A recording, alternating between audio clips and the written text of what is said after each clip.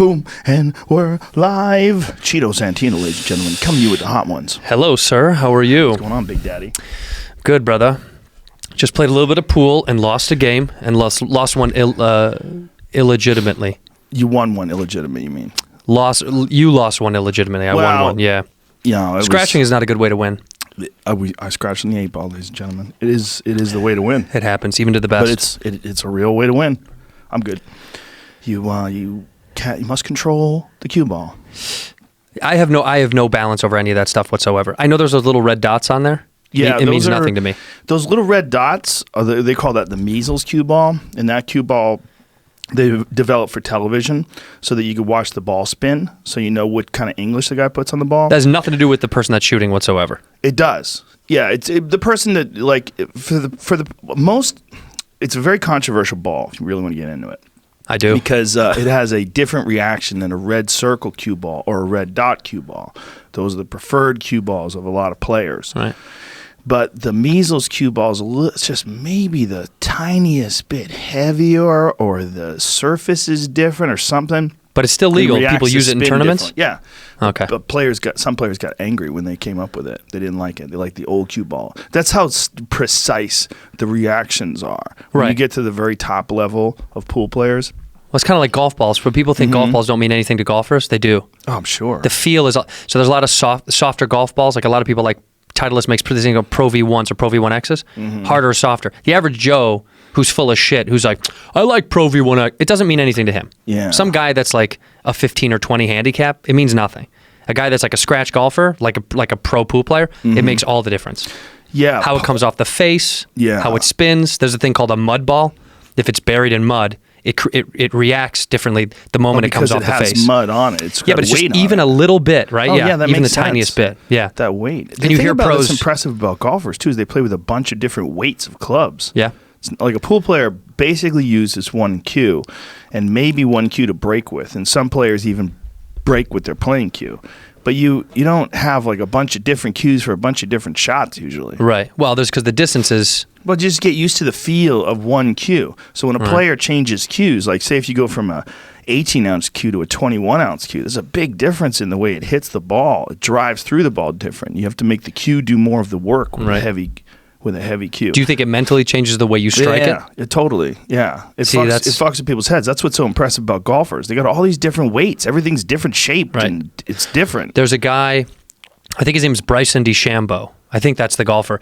All his clubs are cut to the same length, which is really rare. Nobody does that. Like almost every club set you get is all different length clubs. And people did it years and years ago, but he's like one of the only guys on tour that now cuts his clubs to the same length because he mentally wants to have the same exact stance over the ball no matter the shot. Wow. It's pretty smart. It's a cool, interesting concept. A lot of golfers don't know how to, adjust that much. I don't know jack shit about golf, but there's guys with weird strokes in pool. There's guys with weird technique in boxing, and it still works. Yeah. There's people that do shit different. I don't think there's any right way in sports. Some of the ugliest shots in basketball tend to be some of the most fun to watch, and sometimes they're really good. Yeah. Like sometimes, the classic Ray Allen basketball stroke is probably the most beautiful jump shot, compared to him and Jordan. But there are guys that have terrible looking shots, but they're fucking phenomenal. It's just consistency and their inner balance over, the timing that they have and the release that they have. That's to say, that's got to be the same thing in every sport. Pool, same shit. For sure, in boxing too. Yeah. In boxing, it used to be thought that you pretty much, if you went to a good trainer, they would teach you to keep your hands up. That was always the way to box. But then you get to a level of like a Tommy Hearns. Remember the way Tommy Hearns used to fight? He used to keep his left hand low, really low. Yeah, down and at his right side. hand cocked. And he would snap that left hand at you like a cobra, man. Just crack, Motor City Cobra. He would just pop that fucker right in your face. That's why they used to call him that. Because it was coming out of fucking Detroit nowhere. Hitman. Tommy Hearns, he was a bad motherfucker, dude. And then bang, he would hit you with that right hand. And he had so much torque because he was really wide. Yeah. He was really long and wide for a welterweight, man. Like, you'd look at him at 147 pounds. I think he was probably like 6'2", and just shredded. Jacked. And just cracking 147? At 6'2" he was is a welterweight like... champ. You ever see what he looked like when he fought Sugar Ray Leonard? Uh-uh. Oh, my God. Yeah, and then he went up to 160 and fought Hagler and got KO'd by Hagler in a crazy slugfest. You never saw that fight? Pull up Marvin Hagler versus Thomas Hearns. This might have been I think it went 2 rounds, but it might have been the greatest 2 rounds in the history of the middleweight division because these two guys were super skilled. I mean, Marvin Hagler was a brilliant technical boxer, can switch from southpaw to orthodox like fluidly. Like you didn't even notice a difference. He fought just as good from both sides, and he knocked everybody out, and he had an iron chin. And Tommy Hearns was murking motherfuckers. He murked Roberto Duran with one punch. Just blah, blah. Face planted him. One fucking hit. One punch, man. He stung him with one shot. And let him see that first. Here's the build-up. The build-up is Tommy Hearns KOs Roberto Duran. Let's watch that first. And then we're going to go back to Marvin Hagler versus Tommy Hearns. So you get a feel for what it was like. To be able to switch up your stances is so crazy to me, to be able to do that so fluidly. Well, that's one of the brilliant things about Hagler. I mean, he was just so good at that. And he could it's weird for a guy. When you're used to, I remember the first time I fought a guy who was left-handed, it was super confusing. Everything's coming from the wrong place. Everything was like reversed. You got to get used to it. Right. You don't see it as often, right? So if you don't see it as often, sometimes it's more effective. But some guys are really good against southpaw. Some guys have like a lightning right hand. And that was one of the speculations about Hagler and Hearns, because Hearns had this lightning right hand, and Hagler oftentimes fought southpaw, and that's the counter for southpaw is a straight right. Now watch this though. This goes to show you look how big he is. Bang! Dude! Jesus Play Christ. that again. Look at this. Boom! Come on, man. When Tommy Hearns murked people, he murked people. And you got to understand, man, he did this to Roberto Duran. That's fast in slow motion. Dude, he was so fast. That looks fast even in fucking slow motion. He was so fast, and he hit so hard. But now you got to watch this. And this is Hagler in his prime. He was 30 years old. He was the undisputed motherfucking middleweight champion of the world, and most people thought he was the best pound-for-pound fighter on earth. And Tommy Hearns, of course, you just saw what he did to Roberto Duran. Yeah. And there was a lot of speculation coming into this fight. And they just went at it from the beginning of the round. There was very little feel-ups, just constant pressure by Hagler, right hooks, boom, boom. I mean, look at this, bro. They're going to war. These are two of the best fucking middleweights ever. And they're standing in front of each other going to war. And it doesn't feel like anybody's faced. It feels like they're at the exact same energy level too. Oh, dude! Like both of them have the same output. Look at those fucking hooks. It's a crazy fight, man. And they were throwing full power shots from the moment the fight started. Jesus! And they're right in front of each other, man. And for Hearns, this negates his gigantic reach advantage over almost everybody. Yeah. So Hearns decided to fight this way. He decided to stand right. Look at him. The referee could barely separate him. Hearns decided to stand right in front of Hagler, and Hagler decided to stand right in front of Hearns. And now Hearns is moving. See, now this is what Hearns could have done from the beginning and made it interesting. Sticking and moving. But by the time he decided to do that, he was already touched up. And Marvin starts moving in for the kill, that left hand to the body. Hagler was relentless, and his cardio was fucking supreme. It was supreme. He always put pressure on people, and you couldn't hurt him. He only had one bullshit knockdown his entire career. It was a bullshit knockdown. He fought, I think it was Juan Roldan, and Juan Roldan kind of like, it was more like a shove, and maybe they tripped or something like that, and the referee called it a knockdown. But I remember thinking, God damn it. Because Hagler had a weird thing that he was either born with or developed. He had giant muscles on the side of his head. Like he was born with headgear. I'm not bullshitting. They had him analyzed. Born with a helmet on? This was like a big thing in the world of sports back in the day. Like that he was literally almost born for this. That's how good Hagler was. Yeah, these motherfuckers are, I mean, it's relentless, dude. They're towed up every time. It's not, they're barely looking for any distance between each other. And you got to realize, man, this is not how people usually fight. They don't throw full power shots with every shot. I mean, they'd be tired within 15 seconds. These guys are just going at it. So I think this was like almost like a game of chicken. Like both of them knew they were never going to reach the 12th round. Right. So they said, fuck it, let's just do this. And Hagler just stood right in front of him, constantly blasting him. And you see, at the end of the first round, Hearns is wilting. He just does not have the power or the speed or the movement. See, he's all goofy. Yeah, he's sloppy. Like, it's well, he's he's just sloppy. exhausted. He's exhausted. But still, the warrior in him is making him throw these fucking bombs, man. You got to realize, like, at the time, no one really knew what the fuck was going to happen in this fight. And then Hagler hurt him. Yeah. There's a little stumble. And one of Hagler's incredible attributes, besides his skill, was his determination to win, man. He was a ferocious competitor, man. Just ferocious.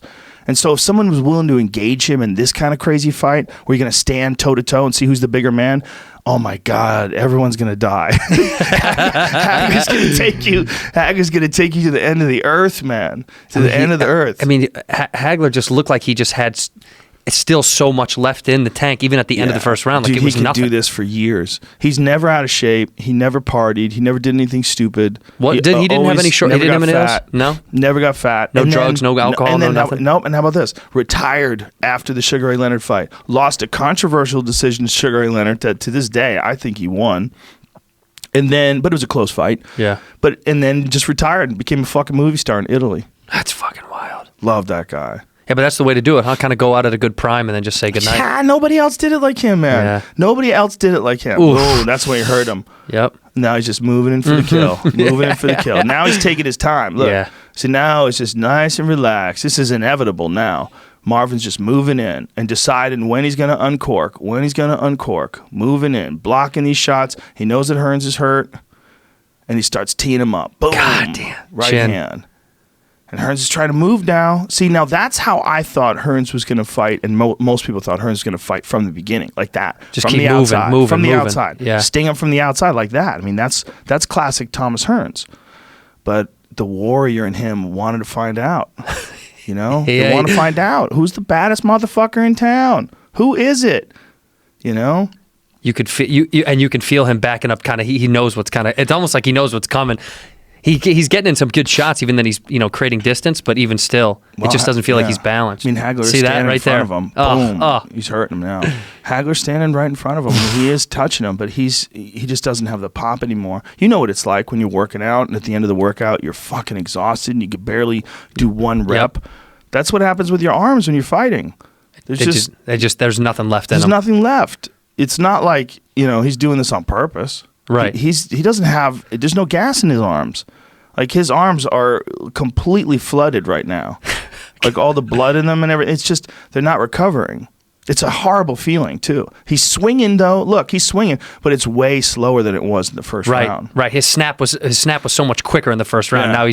Now he's not following through a little bit. Exactly. He's trying to conserve energy. Right. He realizes he can't do this forever. He's exhausted. God, they both look like they're fucking at that little breaking point where it's about to be either. I'm telling you, Hagler, even though it might look like that because it is a fast pace, he could do this for years. Jesus. He could do this for years. He just didn't get tired, man. And you couldn't hurt him. It was crazy. He fought a dude named John the Beast Mugabe. And John the Beast Mugabe was fucking terrifying people, man. He starched Terry Norris. He starched a bunch of dudes. He was a heavy puncher. And Hagler stood right in front of him. And he got caught with one big uppercut, and he didn't even budge. Uppercuts that were like murking people. He didn't even flinch? So what round was it? Is it the third round? Beginning of the third, yes. The third round. Here's the third round right here. This just shows you how fucking tough Tommy Hearns was.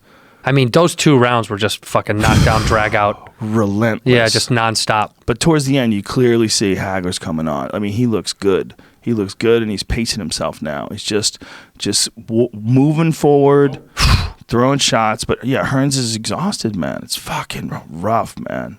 There it is. Boom. Boom. Boom. Hearns is trying to keep him off. Yeah, he's trying to keep him. Right. But he's having a hard time breathing, though, man. I mean, he's exhausted. See that? Big, deep breath. When you take that big sigh, it's almost like, Somebody lost a mouthpiece, I think. Is that what it was? He called his time? Yeah, I think that's what happened. I don't know, man. It's hard to tell. It's really blurry I footage. was just going to say, man, 240p was weird back then, huh? It looked normal to us back then. Your eyes knew how to handle it, right? Well, you were just excited that you could see the fight. Right. You know?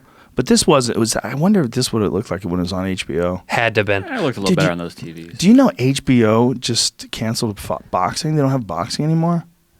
At all. At all. Just pay-per-view now? They don't even do pay-per-view. They're out of the boxing business. What? Yeah. Isn't that crazy? So they'll never... There it is right there. You heard him here there it with is. that right hand? Oh, and he's moving. Boom, right hand. Boom. Oh, it's done. That's it. He knew it.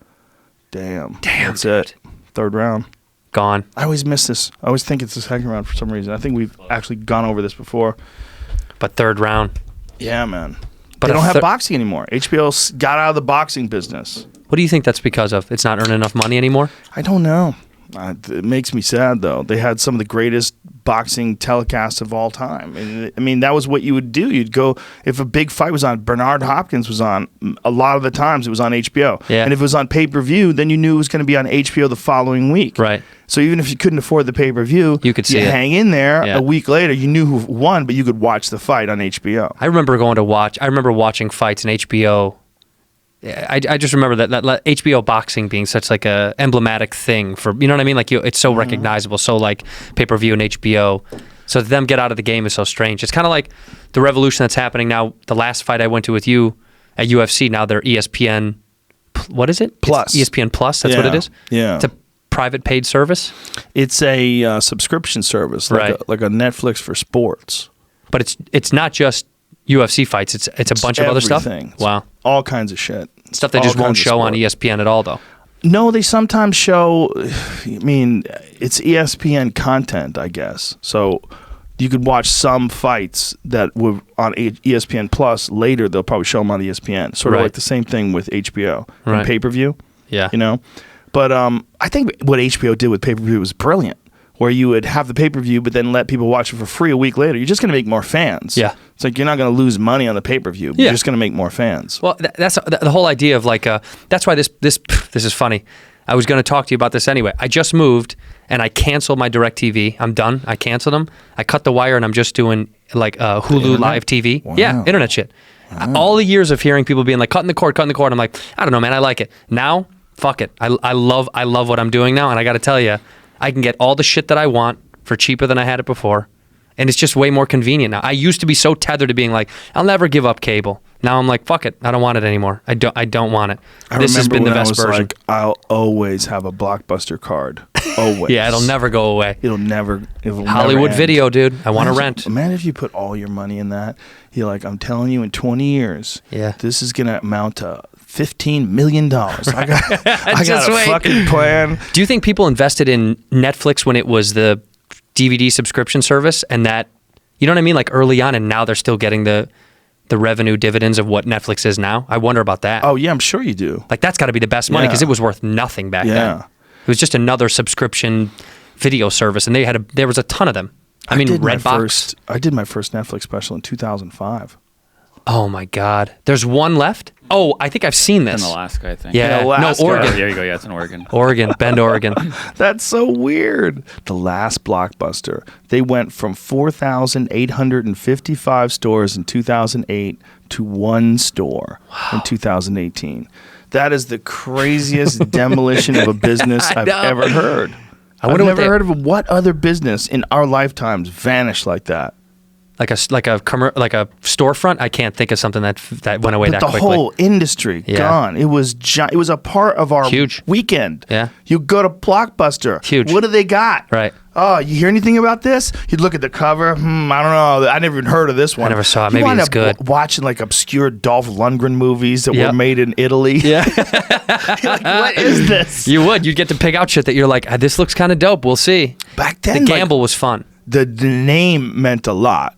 Yeah. Like it was like this guy from Dances with Wolves. Oh, okay, I remember yeah. that guy. That could And be cool. You'll take a chance. Yeah, you will. But I think that's happening again now with Netflix. I'll take a chance with shit now that I've Yes. never heard of because Netflix, you pop up all these different titles and you'll go, I'll try this fucking show. I just started a new show. I just tried a show, and it's called Dead to Me with Christina Applegate. Christina Applegate? Yeah, it's okay, but like I'll try it. I would have Right. never think to watch this new show about these. You know this. Have you gone through all the staples at Netflix yet? Did you watch Ozarks yet? Done? Watched both seasons. God yeah, damn, that's phenomenal. good, huh? One of the best shows I've ever seen. Did you watch Unbreakable Kimmy Schmidt? Now I've seen a few episodes of it, but It's fucking hilarious, dude. it's people like it, but I love that show. It's so silly. it's got the same kind of tone as 30 Rock, right? Oh, does it? Well, it's Tina Fey. It's Tina again. Tina yeah. Fey's in it too. Oh, she is? Yeah, sometimes she plays She this pops really in? wacky psychologist that's out of her fucking mind, likes Yeah. to party. Yeah. She has some of the best character development, man. That's why 30 Dude. Rock was so good. That show is funny, man. Kimmy Schmidt is funny. All right, I'll watch it. I'll It's try really it. good. I'll try it. It just didn't seem like my show. It's absurd. You Yeah. got to give it a chance. Right. It becomes it's really good. That's why There was like some dull moments in one of those series, but they tightened it up quick. Whatever problem they had with the writing, they fixed it real quick. Right. Well, I mean, Sometimes first that seasons are always happens. hard, man. Well, I mean, just writing is hard. Yeah. Writing for a sitcom, So hard. They hit ruts sometimes, you know. Yeah, like sometimes I'll watch old Seinfelds when they pop on, and some of the episodes are just fucking flawless. They're bangers. Like the yeah. B story is just as funny as A story, and then sometimes you watch a few and you're like, yeah, they had a tough week.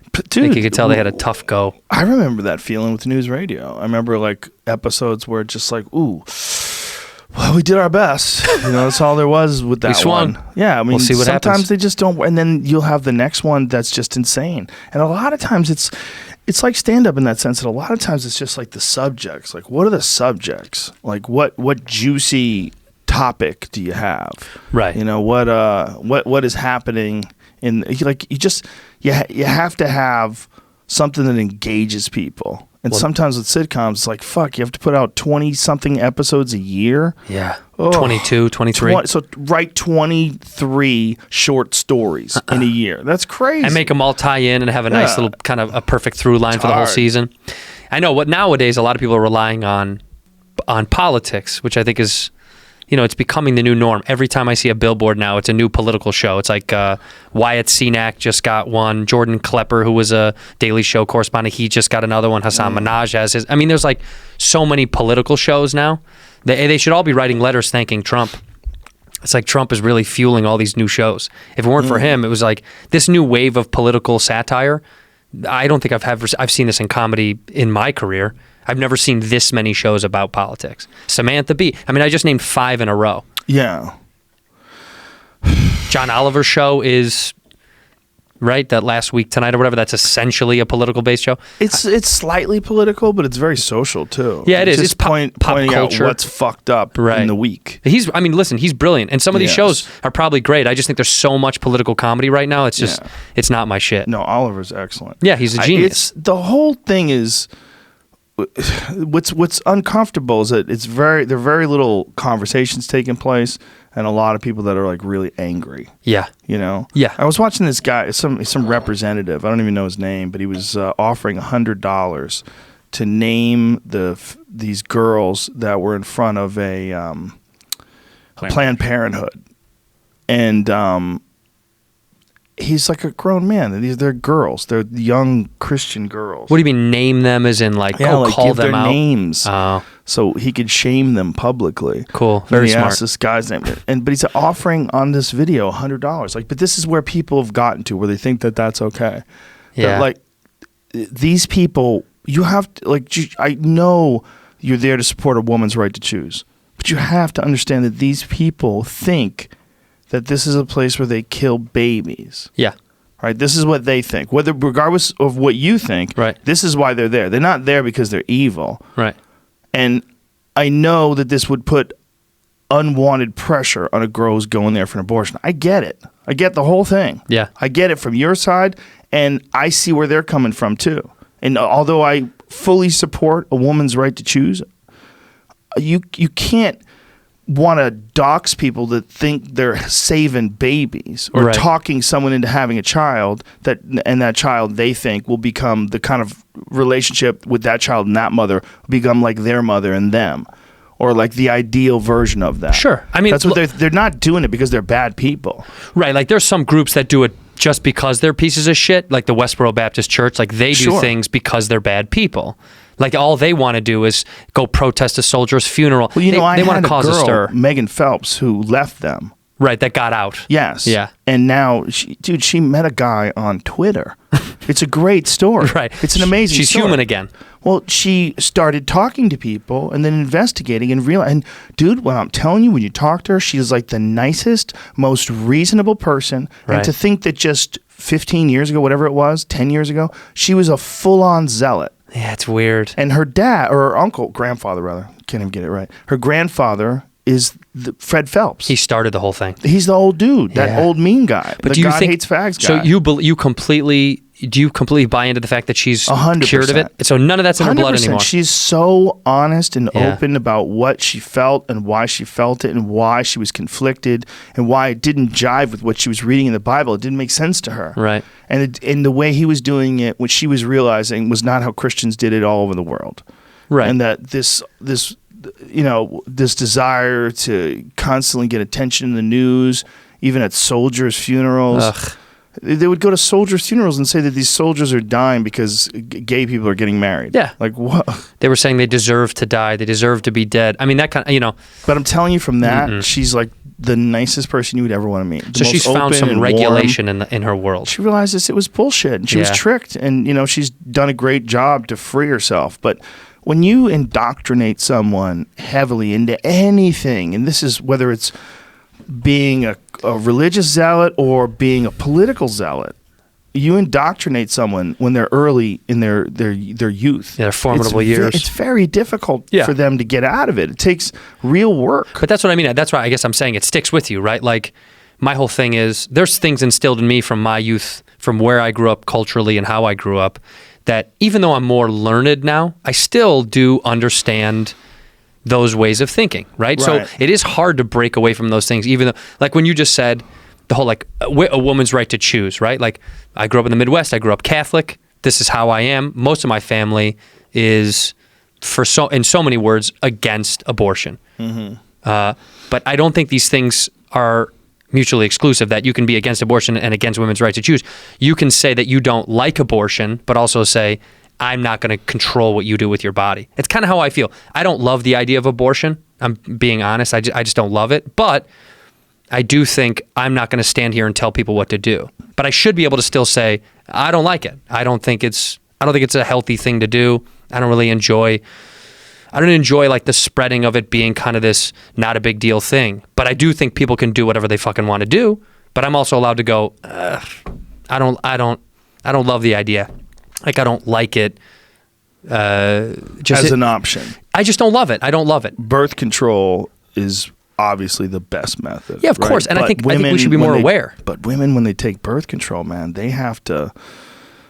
I'm not advocating for abortion as a method of birth control, but what I'm saying is when women take birth control pills, that shit fucks with them. It fucks with their hormones. It's not a good thing. It's not good. And that I know. And when they do it and they also smoke, it can cause like real complications. Right. It's a lot. I mean, there's a lot of women have really bad reactions to the pill. It changes your behavior. Suicidal tendencies. I've heard a lot of like really bad stories. Now, I'm also saying if we want to look at it from a different perspective, men should also take way more fucking responsibility then. Like, this is the other side, is this argument tends to land on women a lot, where it's like, you don't tell me how to you don't tell a woman what to do with their body. It's like, okay, that's fine. I'm just saying how I don't like it. Also, I don't like guys nutting in women and fucking ghosting and not wanting to raise a child, right? So I think the other side of it is two parties here should be responsible. Men should take some fucking responsibility over, stop coming inside of these fucking people if you're not ready to have kids.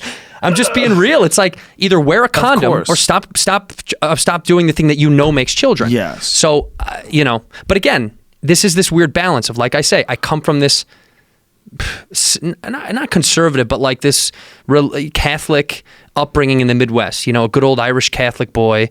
And the ideas that you hear as a kid all the time, you then grow, and I now go, I think people should be able to do whatever they want to do. I'm not going to fucking control somebody. But I still have those little moments of, I just don't love it though, because it was something that was instilled in me as a youth. I mean, it's the same way for years. I felt guilty smoking pot, because I was like, I've been smoking pot for 20 years, but I felt guilty for a long time because drugs were so bad. Yeah. It was just like this and even today, sometimes I get high and I go, should I be getting high today? Do I have shit to do? Am I doing something wrong? No, I'm a grown up. I have all my shit together. I'm allowed to get high. You're one of the few comedian friends that I know that has their shit together. You're a grown up. Trying to just stay having my shit together. Yeah, you take care of your shit. It's a hard task though, right? It's not easy, especially for immature dipshits like us. Yeah, it's we're not supposed. This isn't supposed to happen. Nikki Glaser had she was on stage doing a bit, and she just had said this phrase, and I kept talking to her about it afterwards. She was like, "We don't deserve this money." And I was like, what do you mean we deserve? And she's like, we just don't deserve this much money for being so immature. I was like, I guess that's kind of true. Like, we get to be clowny kids and still make a good living. Meanwhile, there's an electrician at my house the other day. The shit he was telling me, I couldn't fucking keep. I mean, he was speaking fucking another language. And he's like, oh, you have to have another ground wire because the neutrals are different now. This is a 2-wire system back in 1946. You got to have a 3-wire system. It's going on and on and on and on. I was like, you deserve more money. Like, you're worth more money. I don't know why I have more money than you do. You do much more important shit. It's all about with money, right? It's all about reach. You know what we were talking about earlier today about how much money Facebook and Google and all these people make from ads, and how weird it is that like you look for something and then instantly those ads start popping up. Constantly. I'm referencing Sam Harris's podcast again. I don't remember which one it was. It was fairly recently. He had a guest on, and they talked about the commodity of your data, right? The commodity of your searches, like what and who's selling that, and how they're profiting off of that, and that this was like this commodity that nobody thought they were giving up. Nobody thought there was anything to it. Right. And then these companies have found this loophole and have made billions of dollars through it by giving you free email, by giving you a free web browser, by giving you free searches, basically providing you with all the information in the world. Right. What they want from you is want to know what you're interested in. That's all. No big deal. It's kind of like the real world example would be those trash companies that are like, you have a garage full of shit, we'll come pick it up for free, right? You don't know what's in that fucking garage. Right. Some people are so old, they just throw shit out and they go, just get rid of it, fuck it, you know? You know those Storage Wars shows? I guess some of them, they fake. Yeah, they do. They set them up. They load up the storage and they go, can't believe we found a World War II helmet. It's Elvis's underwear. Whoa. This is unbelievable. Yeah, they used to be real. Actually, a few of them were very real. And then they got caught online. A bunch of people online were calling them out, being like, this is bullshit. This is fake. I saw them setting it up. Like, they got caught. But if they're going to do that, they should find magic in there and shit. They should find, you should have like Storage Wars where they go in there and they find a leprechaun. Yeah. Whoa. The leprechaun makes one of them disappear. One person disappears and they have a genie in a lamp. And that would be worth it. Treat me like I'm really stupid. Have you ever watched the show Ghost Hunters? Do you know or Ghost Adventures? God, yes. Do you know this guy? Which guy? Zach Baggins? Zach Baggins. Do you know this guy? I do not know him personally. Oh, man. He makes me laugh so fucking hard because they've done like 9 seasons now. I don't even know how many they've done. Have they found any ghosts? Come on, man. They have all this great technology now that's improved. Do you think that he believes in ghosts? Here's the best part. Okay.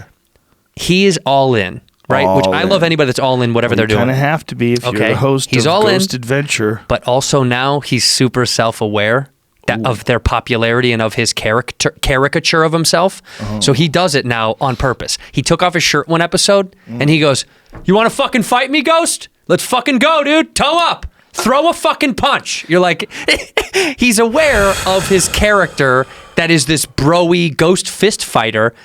This dude. Is Brendan Schaub on that? Yeah, Schaub. Schaub's on an episode? Look at him. He looks like he just got back from a Shane Carwin sparring session. He's still like, fighting what? it. Yeah, he's still in the fight. He's still out of it. Is Zach with the beard? No, Zach is that dude right there. Right. So Zach wears Ed Hardy type of shirts, right? He wears these loud, ridiculously patterned shirts. Right. But you got to see it. Do a more newer episode. Do something from like 2019, 18. You'll see what he looks like now. He's gotten way more fucking jacked. His hair is all flaked up, you know. He's got like more tanner on and shit.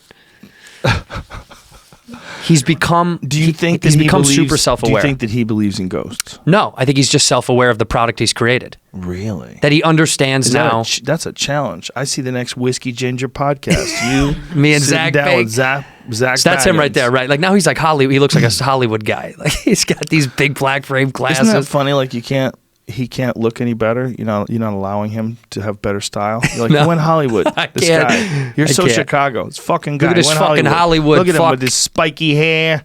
He went Hollywood. The fuck. I'll tell you, that's the one thing I know I won't do is like I'll never get to a place when I'll be wearing clothes where I used to make fun of them like that. Like I remember going, this guy's wearing a fucking $900 T-shirt.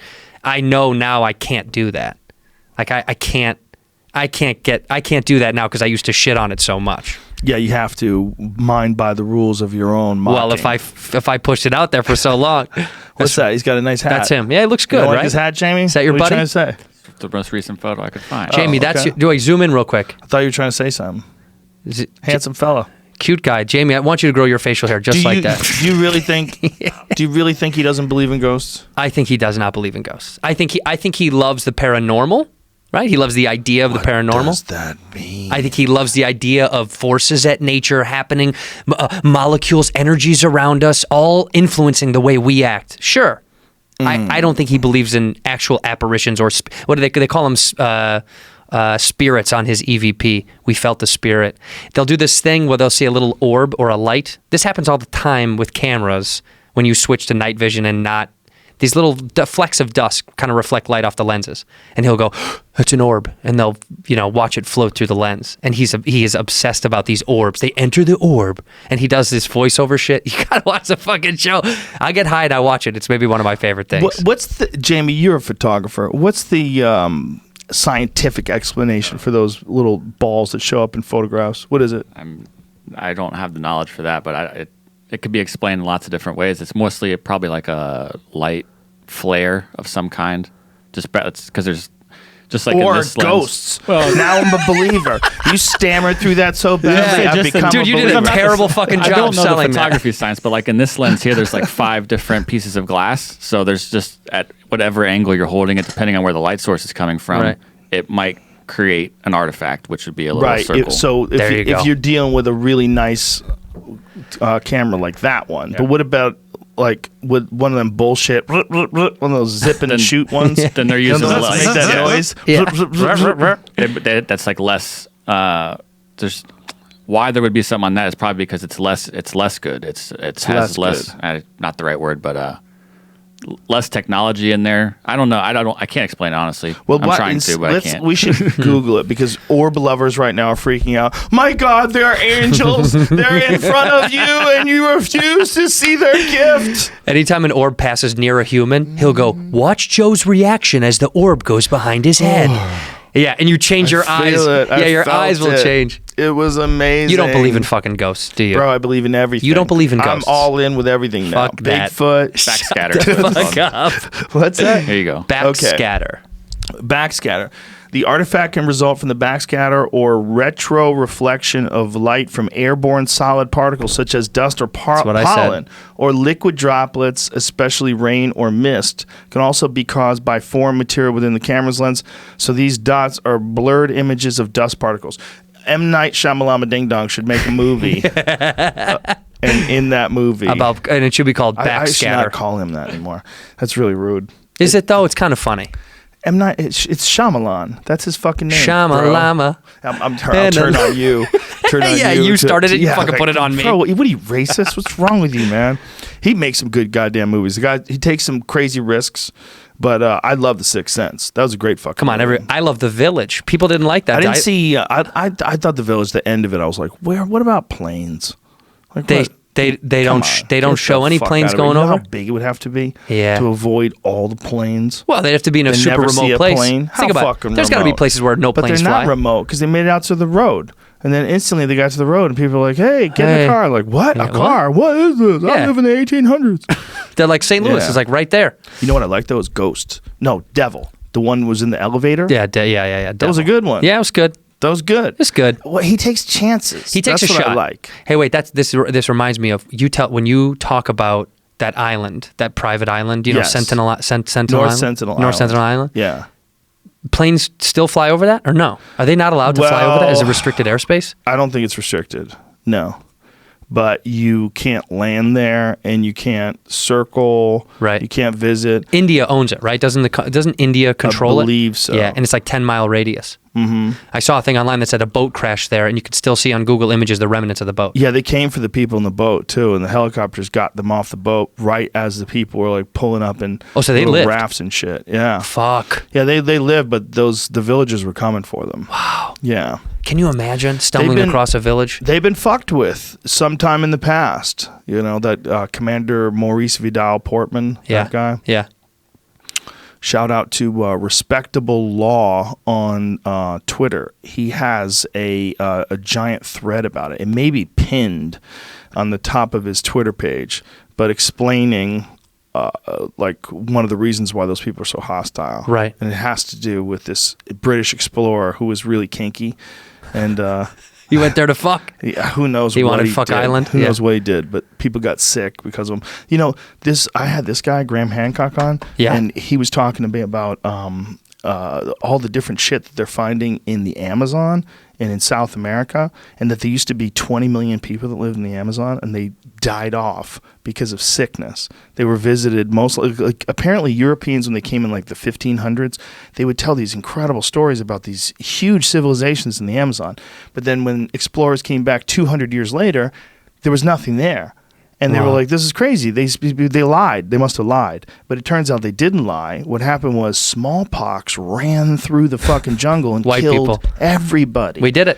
And then the jungle just overtook these cities. And now they're finding these cities with something called LiDAR. They use these planes and they circle over this area, or helicopters, whatever the fuck they do. And they shoot this shit down, this LiDAR. It's like laser radar. And it gives you a detailed image of what's below the surface and what's Holy there. shit. And it shows them all these crazy structures, all these like roadways and irrigation systems and circles inside of a square. Like, it was villages and cities, and millions of people probably lived there. Fuck. And look at it. That's all the stuff they're finding now. What? Yeah. And all of it was swallowed up by the jungle. They think within like 100 years, it just vanished in the jungle. Wow. Because it's so lush and tropical down there. Dude, it was one of the most amazing podcasts I've ever done. To listening to that guy tell this story. Right after this one, though. No, you are the best. You're the best. But he's This is kind of this is like different. this is like the findings of Atlantis, right? Like when they started finding, you started finding Very more and simple. more land Have you underground. seen this? They found traces of 5 drugs, including dimethyltryptamine, on 1,000-year-old South American ritual kit. DMT, baby. So that's like proof positive evidence that at least 1,000 years ago they were using ayahuasca. This was the drug pouch that was made from fox snouts.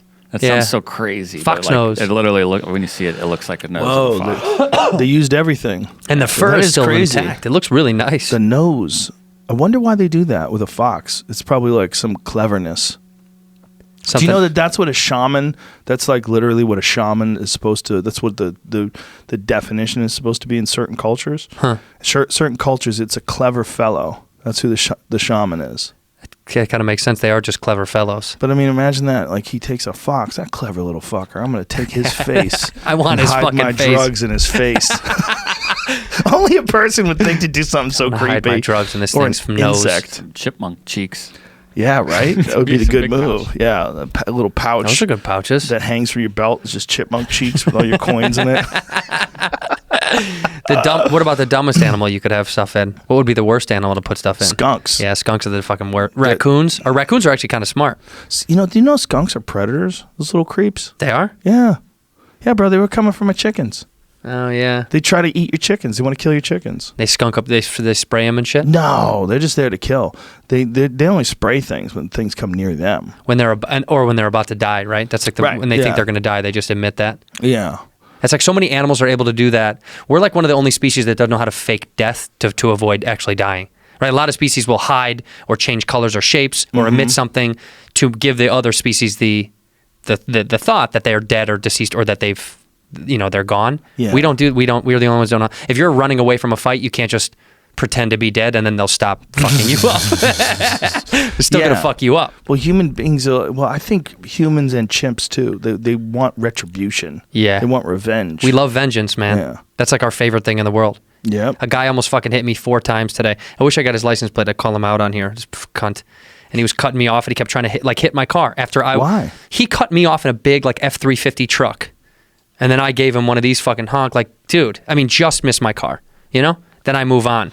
Well, he pulls over next to me, gives me the finger, and then tries to like pull in my fucking lane. Like as if he's going to hit my car. I was like, this guy, he just knows his car hits my car. His car has barely any damage on it. He knows a big F-350 truck. His tire is the size of my fucking car. He was a dick. But he wanted shit, so it's like now, vindictively, I hope I see him again. Like now I just want to fucking see him again somewhere in the city.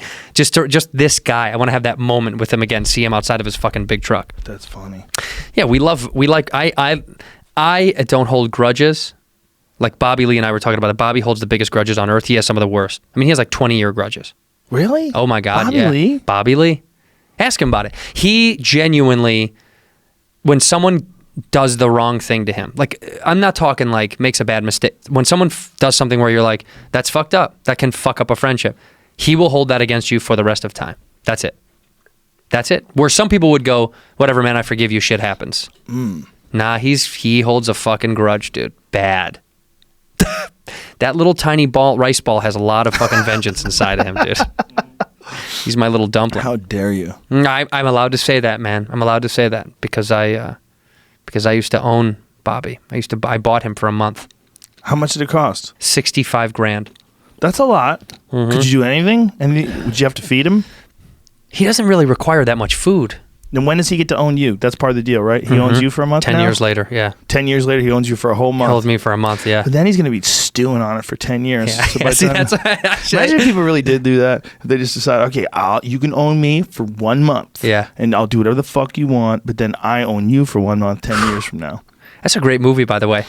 That's a crazy deal. Like, you gotta hope the guy stays alive. Meanwhile, like 9 years later, the dude's just drinking and chain smoking, trying to kill himself. Because he doesn't want to be your slave for a month. That'd be like indentured servitude, right? Mostly was people that were too poor to make journeys or too poor to do something, so they would give up a certain amount of, like they would make a contract, like they would work for someone for a certain amount of time, right? That's essentially how it was set up. Yeah. I mean, that's basically that's like what it is, right? Basically saying like, but it's is it like a slave? I mean, I guess the conditions probably varied. You know, one of the grossest ones I ever saw was Vice did a piece about Dubai, I believe it was, and about some people who are unscrupulous construction people would take these folks in from third world countries and promise them all this money to work there. And then they would take their passports away from them and then pay them a fraction of what they're supposed to pay for them. So they're trapped. And they were living in squalor. And they're trapped. They don't have their passport anymore. They're in the wrong country. Human trafficking is what it is. I mean, that's the same as when they do to these young girls. They have these girls come over to the United States. You know, I think it was a documentary on Netflix about these like young Russian models, right? And they give these girls modeling contracts. They live in like a 4-bedroom apartment, 2 girls to a room, right? And they essentially, fuck them around for a little while with small little weird, maybe random gigs. And then they're like, hey, if you want to make more money, you could always sell your body or sell pictures of you nude. Makes way more money. And they think it's kind of part of this modeling thing. And this is like a constant. I think it was on Netflix, but it was all about these girls getting trapped and they can't go back. They don't have enough money.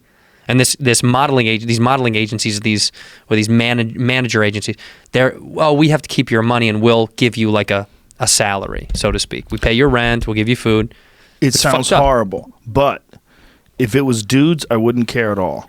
Yeah, of course. It was true. It was these 5 handsome guys who came over from Russia looking to get some pussy and drive Ferraris, but it wasn't really working out for them. They're like, get a job. Get a job. It's what you get, man. Yeah. The fuck did you think was going to happen? You're just going to get pussy and Ferraris? Get out of here, bro. But hey, I'm good looking. I thought this would make me famous. Listen, I'm sorry. I can't get you any modeling gigs, but if you want to make some money, fuck this old lady. What's up? But how much? How much for $2,000 for me to fuck girl? $2,000, you fuck that old lady. Wow. Come on. Okay. That's all you got to do.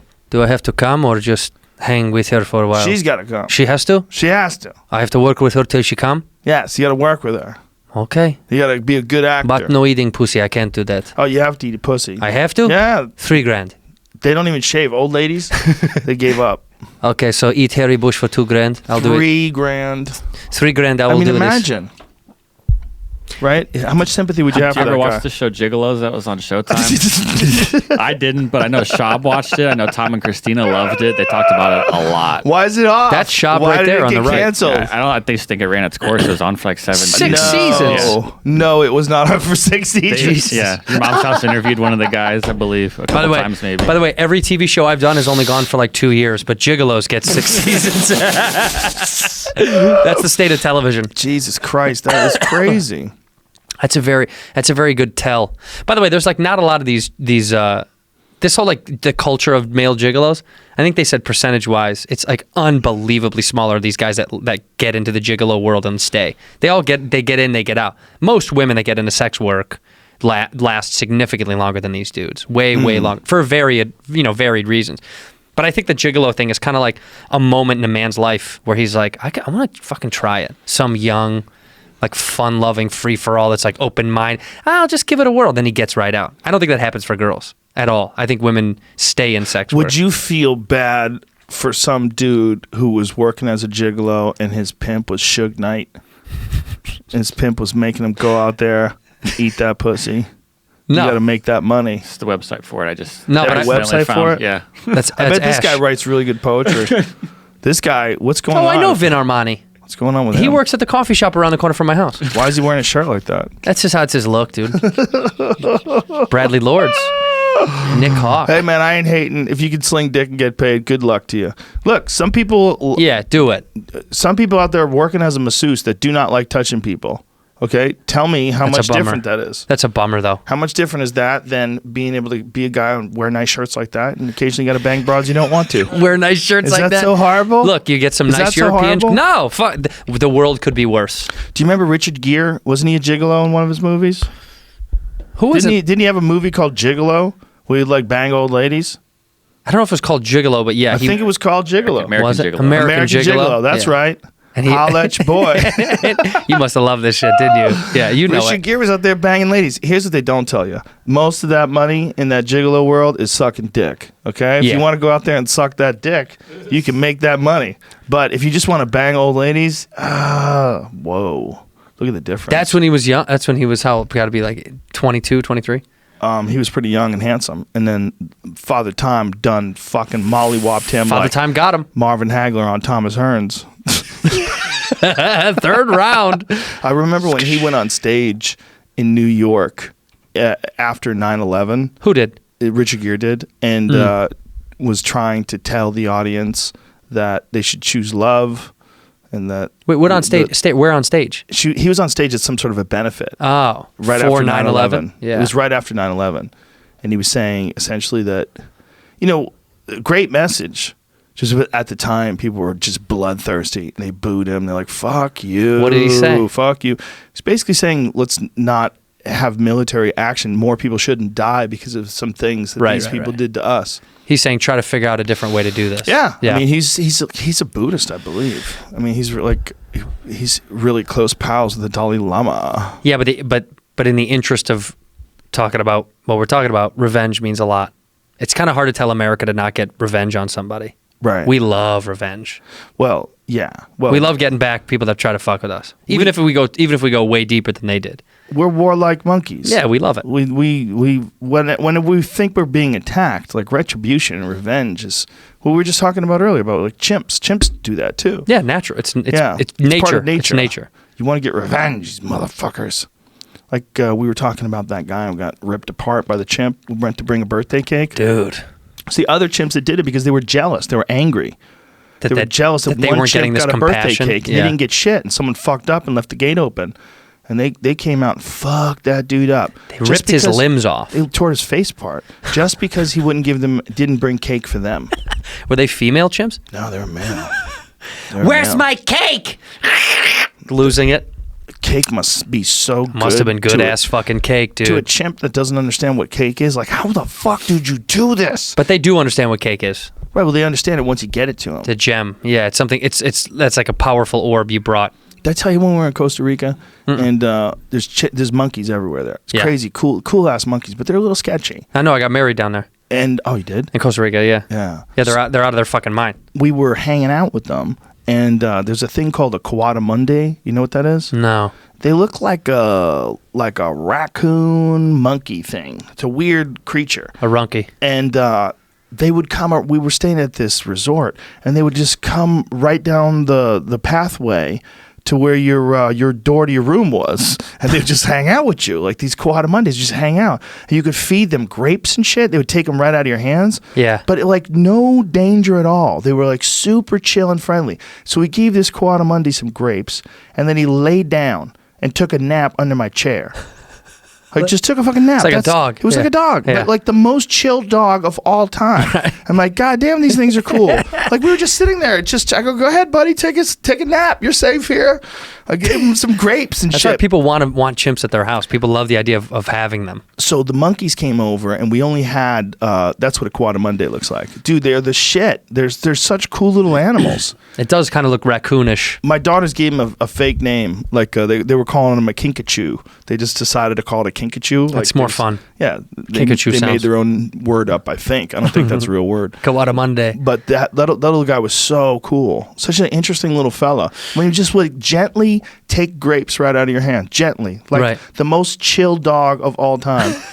So anyway, we were out of grapes, and these monkeys showed up, and they're like hanging out, like looking, like, what do you got for us? Look at it. These they're looking guys. hungry. No, real monkeys. Oh, that's monkey not a monkeys. monkey. No, That's no. like a, I don't know what that is. I don't know what a Kawada Monday is. What family is that? what is thing in? that? Anyway, we gave these. We were Marsupial. like, I don't know if we should give these monkeys these Oreos. It's kind of fucked up. Like, it's not good for them. And then I Chocolate. looked, and one of them only had one hand. I'm like, well, that's not good for them either. And they're getting their fucking hand bit off.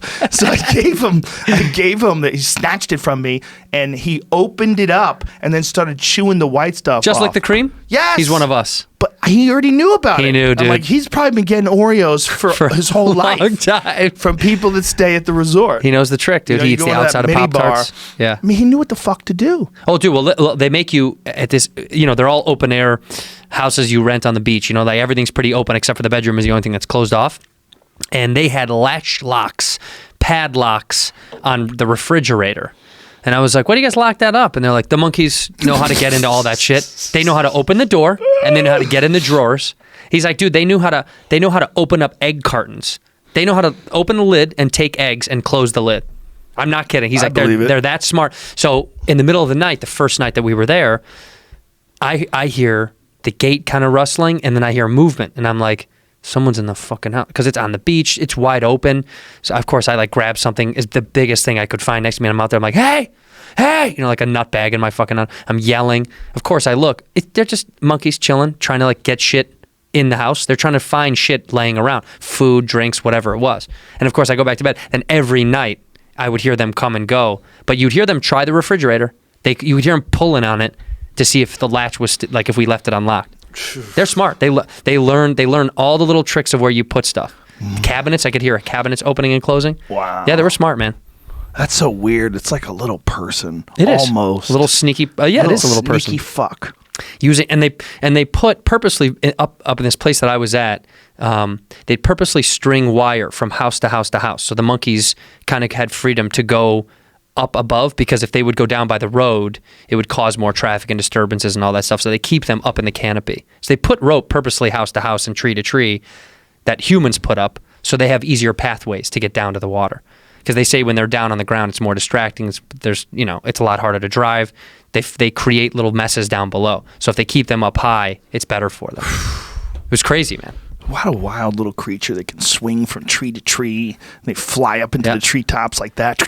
There's got them hanging from shit. Just they're one. almost like people. Sometimes I'd see one just hanging and it'd be staring right at you. But they're almost like people. They're right fucking there. Well, the weirdest thing is that if evolution is happening all the time, look at this little monkey. Look, Jamie's is this showing us him a breaking video. into a house? Yeah, watch this. Watch how smart. Look, give me those chips. I love these fucking chips. I And love that. It looks like he's looking right at the person too. Yeah, he is. Oh wow! And he just takes off with the chips. Dude, they know He which needs to ones just feed him. They know Just which be ones nice they to the like. guys. Just be nice to him. What happens if you feed him? You can't. No, they tell you not to feed him. What happens? Because then they know to keep coming back and where they can get food. What if you And- like monkeys? No, they say if you and they say when you stop feeding them after you fed them enough, then they start to get aggressive. So then you shoot one and you Yeah, just send kill a them, clear send a message, right? And then they all come back and kill pull you. out a fucking 12 gauge and you blow the little face off one of those cunts. And you make your drug and you pouch. go, hey, you guys want free food? You'll get it, but you get it on my terms. Yeah, my terms, monkey. And then you go back inside. You just described get the 'em plot hooked. for Planet of the Apes. It's literally like the plot You for get Planet them of the Apes. hooked. You get them hooked. Yeah, you bait them. Get them hooked on food. Yeah, you bait them. There's a lot of places like that where animals are dependent on people. They're dependent on people to feed them, and it's a little squirrely. Like there's a place in, I think it's Jamaica, where people swim with wild pigs. Now, wild pigs, Bahamas. Yeah, I've thank seen you, it. thank Yeah. you. Now, wild pigs generally avoid people. Yeah. They don't want to have anything to do with you, and Yep. they're dangerous. Yes. They're sketchy. Yeah, wild boars are nuts. Yeah, but in this place, people have been feeding these things for so long. They have trips, like tourist trips, Right. where people fly in, feed these pigs, and Yeah. swim around with them. Pig Island. So they got wild pigs that are constantly being fed by people. But a friend of a friend went there, and someone they were with got bit. Oh, yeah, I've heard they bit bite. them in the ass. It bit one of the pigs bit them in the ass, and it was because they didn't have any food or something like that. They Yeah. didn't offer them anything. You have to keep feeding them throughout the whole thing. It tells you all about it. That they get really ornery and they get really annoyed. Fuck you. Fuck you. Just drown it. Just put it right under. No, bro. Those Bacon. they're strong. No, they are. You can't fuck with It's those a things. creepy animal because they're beautiful and they're sweet and like pigs they're a weird one I know. because they're as cool. Look, I'm a dog lover. I love dogs. Yeah. Pigs are almost like a dog and maybe smarter. Close. They're probably definitely smarter. But they like the way they react to people. Yeah. And like if you feed them and you're their friend, you become their buddy. But Are you against eating them? no, but also look, because I've killed them. I know, mean, they're I've delicious. killed wild ones, but wild ones are different, man. Right. Because they're out there hustling. Okay, they're not in this fucking pen getting slop all day trying to fatten them up. Right. It's hard to get fat out there. They're out there There's hustling. much more lean meat out there. They're much leaner, but they're also vicious, man. They Right. grow these giant tusks. They have these big fucking fangs. And the crazy thing is, they're the same species as the domestic pig. Right. It's the same animal. It's just one's pampered and one's not. exactly. Have you ever seen javelinas? Do you know what javelinas are? So in Arizona, that's a peccary. Well, when I saw looks like a those, pig. it looks just like Yeah. a pig. Yeah. That was when I first moved to Arizona. I saw one and I was like, "Oh, what the fuck is that thing?" And my buddy was like, "No, don't go. They'll come right at you. They will yeah. fucking go for your legs bad because they're real low to the ground." But he's like, "They'll start spearing you and they'll come at your legs." And one time I was valeting in college and I was up in the mountain. And it's some dudes, some huge private residence, and there were packs of them, and I could hear them rustling around, and they were like positioning themselves because we were parking cars where they were living. And I was like, we can't park cars up there. You can tell they started to get aggressive and jumping and diving at the cars. Yeah, they were getting fucking annoyed, man. I was like, we can't go back up there. We're going to get fucked up by these little bullshit pigs. You know where Stanhope lives out in Bisbee, which is real close to the border. They Yeah. have them all over the place. Yeah, out they're there. everywhere. They killed one of his friend's dog. They do kill dogs. They're known to kill cats more, but yeah, they do kill dogs too. Because dogs Yeah. are depending on the size of your dog, some dogs could fuck those things up because they're not that big, but they're known to murder cats. It was a small dog, I think, and I Yeah. think they flanked it and just came at it from the sides and ripped it apart. They rip apart a dog, bro. What do you do when something like that kills your dog? Are you out with a shotgun trying to find the rest of them? Dude, I was trying to kill coyotes after they ate my chickens, and I loved chickens. Like, they Yeah. were cute. They're my friends. But when they died, a couple of them died of just natural causes. Yeah. I'd be like, oh, poor little guy. But if my dog died, I'd be really sad. You know what I mean? It's a different relationship. way different. So when these coyotes killed my chickens, I sat out there on the porch with a bow and a rangefinder, waiting to fuck them up for days. I even tied one of the dead chickens that they killed to a pot, like that you would plant things in. What are you doing, Jamie? The pot that you plant things in, and I sat it in the middle of the yard as bait. Right. And I sat up there waiting. Did anybody And come? one of them came, and my daughter screamed out, "A coyote!" And I'm like, God damn, I got to teach her how to hunt. Like, I had that motherfucker. Dad! You're like, that's It was okay. inside of 40 yards, and he was creeping in. I was like, all I had to do is get to my spot, and I would have probably got a shot. Yeah. How 40 yards? That's how far away he was? He was at 40 yards when my daughter screamed. Oh, shit. Well, then And he he's definitely like, you freaked just out. can't- Fuck and this. So I stayed up there for a few hours longer. What's the furthest that you feel comfortable hitting a target That's with a a bow? little target. There's a difference between something that's the size of a coyote. A coyote's only like, They're not I big. mean, their body might be like a foot and a half. foot and yeah, a half. they're not big at all. Yeah, they're tiny. from top to bottom. So if you're trying to hit them in the vitals, you don't have a lot to aim at. It's a very It's like this small big. dot. Yeah, Yeah. you'd want to be fairly close. I think about that all the time. With a bow, with a rifle, you could shoot them. Well, that easy. doesn't. That's nothing. That's something totally different. If you're trying to kill them, I only grew up shooting rifles. I never shot a gun until I was in my 20s. But rifles, I was so used to shooting, I got so accustomed to shooting it. And then I tried a bow once, and that was unbelievably fucking hard. You should learn. It'd be fun for you. You could always come here and practice. I'll come. Next time John Dudley comes into town, I'll have him hook you up. Come teach me, yeah. And you'd love it, man. Not even like to go hunting, but just to shoot targets. It's really fun. And I do like guns, though. That game out there, I do too. Yeah. That game out there that I have, that Techno Hunt game, yeah. dude. Once you get into that and start playing that, once you're shooting good at the it, screen, it's so fun. Once you're fucking good at it, so fun. I had Corey Anderson, UFC light heavyweight. He's a bow hunter. I had him here the other day, and he was playing it. Is he good? He's really good. But you could tell, he practiced. He's a fucking elite athlete. Of course, he's going to be good at bow hunting. Yeah, that's true. What are they not? He's good also at, these guys? a fighter, so he's got this disciplined mindset. You know, he's just on the ball. But you could say right away when you're playing, it was like, oh my God, this is so addictive. I'm like, this is the most addictive game of all time. Once you start it, it's hard to let it go. If you're an actual bow hunter, you only get to shoot a thing like a couple times a year. Yeah. You know, if you're going a lot, like the idea that you're going to shoot a lot of, like, if you're some Remy Warren type character or Cameron Haynes, you'll shoot a bunch of deer a year and you live off those That's deer. what he does, though. Yeah. But if you're a regular person, like, you think, how many deer you think you're going to find? How many deer you think you're going to sneak up on? If you're lucky, 1 or 2 a year. Yeah, one. So, like, the moment when it happens, it's such a big moment. You're like, fuck, here it is. You're trying to stay calm, But with that thing, you're shooting at them all the time. It's just fun. So it's in your head. Right. So, like, what I'm seeing is this animal moves, it moves into the pocket, boom, the release, pop, and it hits it perfect. And you see it over and over and over and over and over again. So what you learn from martial arts or what you learn from stand-up, it's the same thing that applies to bow hunting. Right. It's about repetition. The more you can do it and the more you see it over and over and over again, the more that pattern becomes in your mind. So that game, for a guy like Corey or someone like me who bow hunts, that game is like, holy shit, this is what I've been looking for. Right. You see a real animal walk into range, and that, because you always want to be ethical, right? You want to be able to shoot the right animal, like you want to be able to hit it exactly where you want, where it expires very quickly. Right. And the best way to do that is repetitions. Suffering. So this game is just super addictive. What's it called? What's the game called? It's called Techno Hunt. Techno Hunt. And you score against each other. So if you and I were playing, like you give 10 points for a bullseye, 8 points for the vitals. You get like 5 points for Are headshots a worth body it? shot.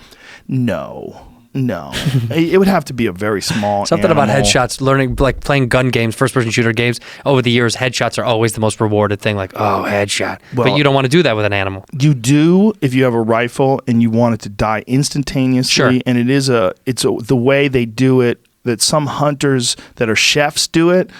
When they, like hunters who are chefs, there's two different kinds of hunters, right? There's hunters that eat the meat and they want to shoot a mature animal because that's what everybody strives for. Like if you're a skilled hunter, like if you're a Steven Rinella or someone like that, what you're trying to get is an old, wise animal that's already spread its DNA. Yeah. And it's mature, and it's probably at the end of its breeding cycle. That's what a guy like that wants. What he's like the ultimate hunter, right? What he wants is the most fair chase. He never hunts in high fence operations. The most fair chase, the wildest animal, and he wants to get the oldest, maturest one. But then there's chefs, and chefs believe, some of them do, it's very debatable, that the younger animals taste better than the older animals. Uh-huh. So they're not trying to get an old, mature animal. They're trying to get a young, a tender animal that isn't like fully muscled up and worn out with age. Yeah, you want some still tenderness to it, some softness to the muscle. But then there's people like Hank Shaw, who's also a world famous chef, who's also a hunter, who prefers older animals because he thinks there's flavor to them and there's life to them, like that they're aging and all their life experience that comes out if you cook them correctly. Right. It just requires a different sort of preparation. Right. It's kind of like young women versus older women. Like young women have a lot of positives about them, but older women have just as many positives about them. Older women that like to There's work more out. flavor. That's what you want. Right. You want a chick who's like who didn't give up, 36 plus. Who hits the gym every day? Trust me, I know. I've had this conversation about the whole like if we stop working out, it's over. I say if we stop exercising and caring about our health, it's over. It's over. That's what you said. Fact. No, I mean like I wanted to sign. I wanted my my lawyer as a joke to sign a document that says if we get fat, it's like free and clear, gone. But I mean it. If she gets fat, out. If I get How fat, dare you. she should be out. If either of us break this thing that we're doing together, What if it brings you closer?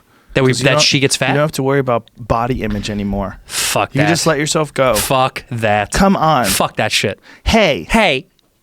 You're shaming right now, whether Yeah. you realize it or Yeah, not. I am. I know you don't want I to shame, am. but you're Fuck doing that. it. Fuck that. Joe, you fat fuck. I can't believe you. I think we've made a bond together. We made a pact where we're like, we both want to stay relatively healthy and take care of ourselves. So in our older years, like my parents are both in really great shape because they've cared their whole lives. Not to a point of like, not having fun. They still have a great fucking time. But they just stay consistent with like caring about what you put in your body and the way you work out. Yes. Simple shit. So yeah, if she gets fat, bye. If I get fat, she's bye too. If I get fucking fat, she's gone. She even said it. She was like, I'll leave your fat ass. Being fat is such a weird one that people call people fat who aren't fat. Right. I mean fucking huge. I know, but I'm just saying, like, as an insult, it's such a weird one. It is. Because, like, girls will call girls fat. Like, that fat bitch. Look at her. Like, that Right. girl's not fat. No. What are you saying? It's just like, it's a dig. It's You another fat gig. fuck. Look at you, you fat fuck. Like, guys will say that to guys that, like, barely have any fat on them. Fat fuck. Eat another cheeseburger, Jamie, you Yeah, fat you fuck. fuck. It's an easy dig. Yeah. It's an easy insult. Dude, I had a girl call me fat at the there's a video of it online. A girl calling me fat at the Comedy Store, and I pull up my shirt, Recently? show her my six pack. No, like a long time Oh, ago. Now I'd I was go, like, okay, what- you're just what? crazy. But I was like, why am I fat? Like, what? Where are you coming up with that? You're fat. I bet It's it's a weird thing. The fact that the body can carry excess tissue. Yeah. It's a mistake. Like, I get it. It's a good way to store fuel. But Right. when it gets to a point, like, why are you still hungry? What kind of shitty system do we have that you're this big and you're still hungry? Didn't the tank Your body break? should say, hey, bro. Stop. We got the fuel. But it does. Yeah, but your body's working off carbohydrates. That's a problem. Right. And it's not burning fat. No. That's why that whole ketogenic diet works, as much as people don't like to think that it does. I know. There's so much controversy about that, like from non-scientists, which is hilarious. If you talk to actual scientists like Dom D'Agostino, who talk to you about the peer-reviewed research that's been done on ketogenic states and all the different benefits and what, and how it could be healthy and how he does it, Right. and ketone esters and all these different factors you have to take into consideration, and ketone testing and blood testing. There's all these knuckleheads saying it's bad for you. It's not a good idea. Like Julian Michaels, like, it's not a good idea. It's not a good. You better stop. They say that if it benefits them. Hundreds of pounds. Right. It's a normal state. It's a normal state for your body to burn fat. Yeah. And you have more clarity, and you're not as hungry. You're not as hungry during the day. Right. My problem with it is I don't think it's the best thing for performance. I think like you have a little bit more energy if you burn glucose too, because even like the top there's a Zach Bitter. What did he win? The American. He ran 100 miles in like 11 hours around a track. These guys that could do this shit. He was some crazy Fucking record. 2 miles and I need to chill for a minute. Some crazy record for 100-mile record. He broke 11 hours, 40 minutes, 55 seconds.